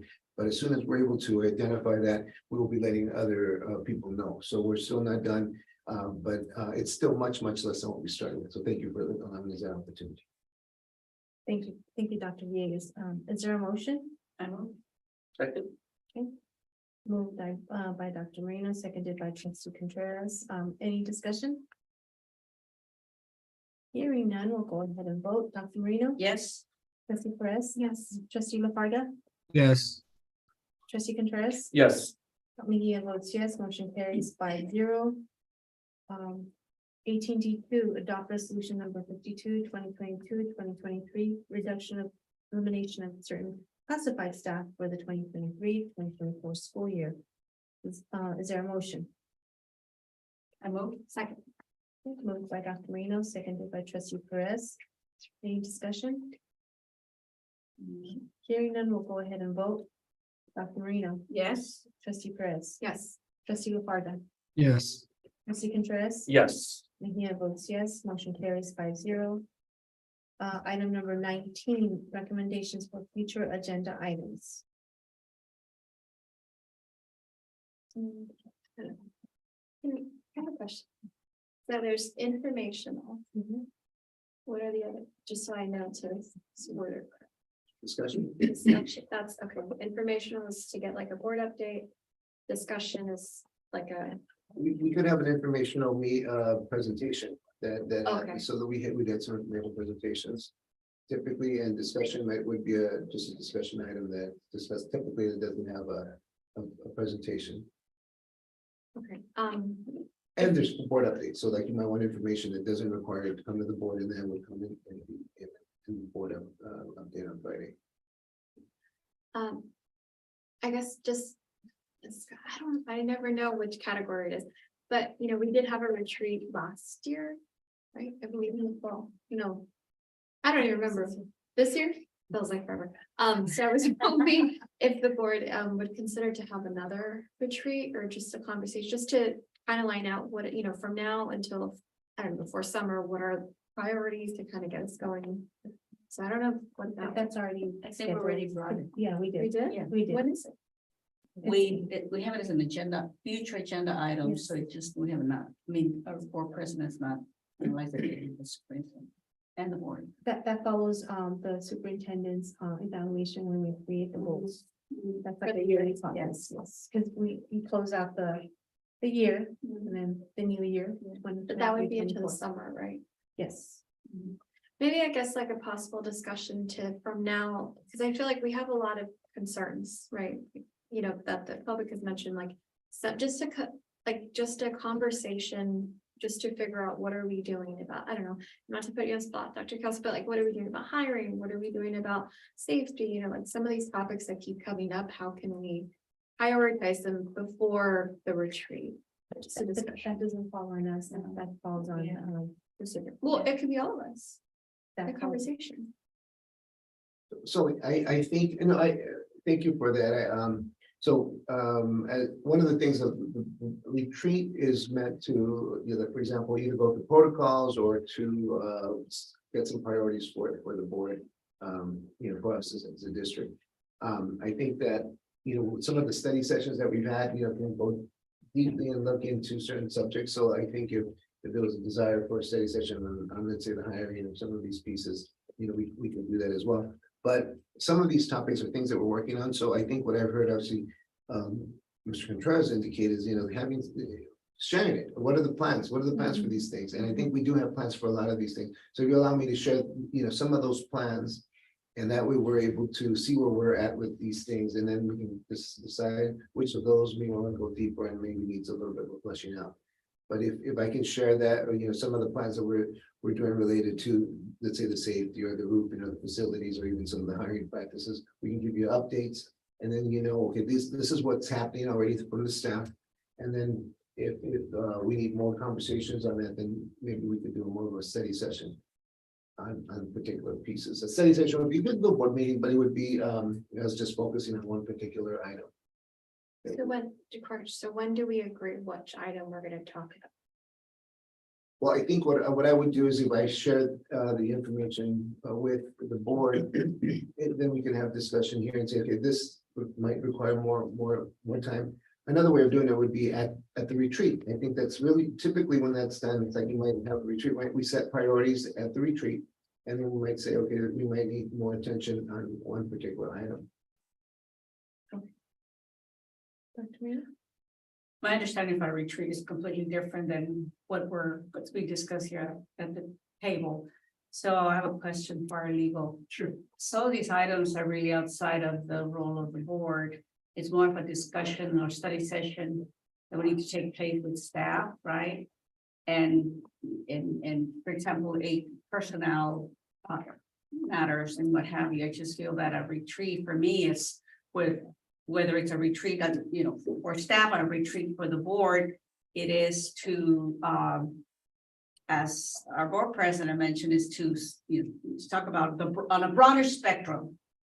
So I'm not clear on what, I think we need priorities. I think we have a lot, and I've heard it from the public, we have too many priorities. I think we need to zero down, and so if we're gonna do that at the retreat, then that's fine. But I just wanted to make, I don't remember agreeing to a date to the retreat, so maybe it's coming up and I just don't know. We haven't set a date yet. I think we just said the conception. I think it would happen following the cycle of evaluation with the superintendent. We kind of reflect on those goals, and then next step would be set new priorities and goals. That would be I'm comfortable with that, as long as it happens, because I don't want it to be just the superintendent's goals. I want to make sure that as a board, we focus on, to me, 3 things, right? What are we doing this year, and just focus on that. And making sure that we take some of the public comments into creating those goals. So if it's the retreat, then I'm comfortable with that. Yes, and I believe that we've said it would be July. We haven't set a date, but we just said it was a general July. July, target date. And then I just want to validate your concerns or comments, because I understand what you're saying, that you're hearing the public comment, and maybe it could be in the form of your, you could share that certain information during your superintendent's report. I think it could be a snippet.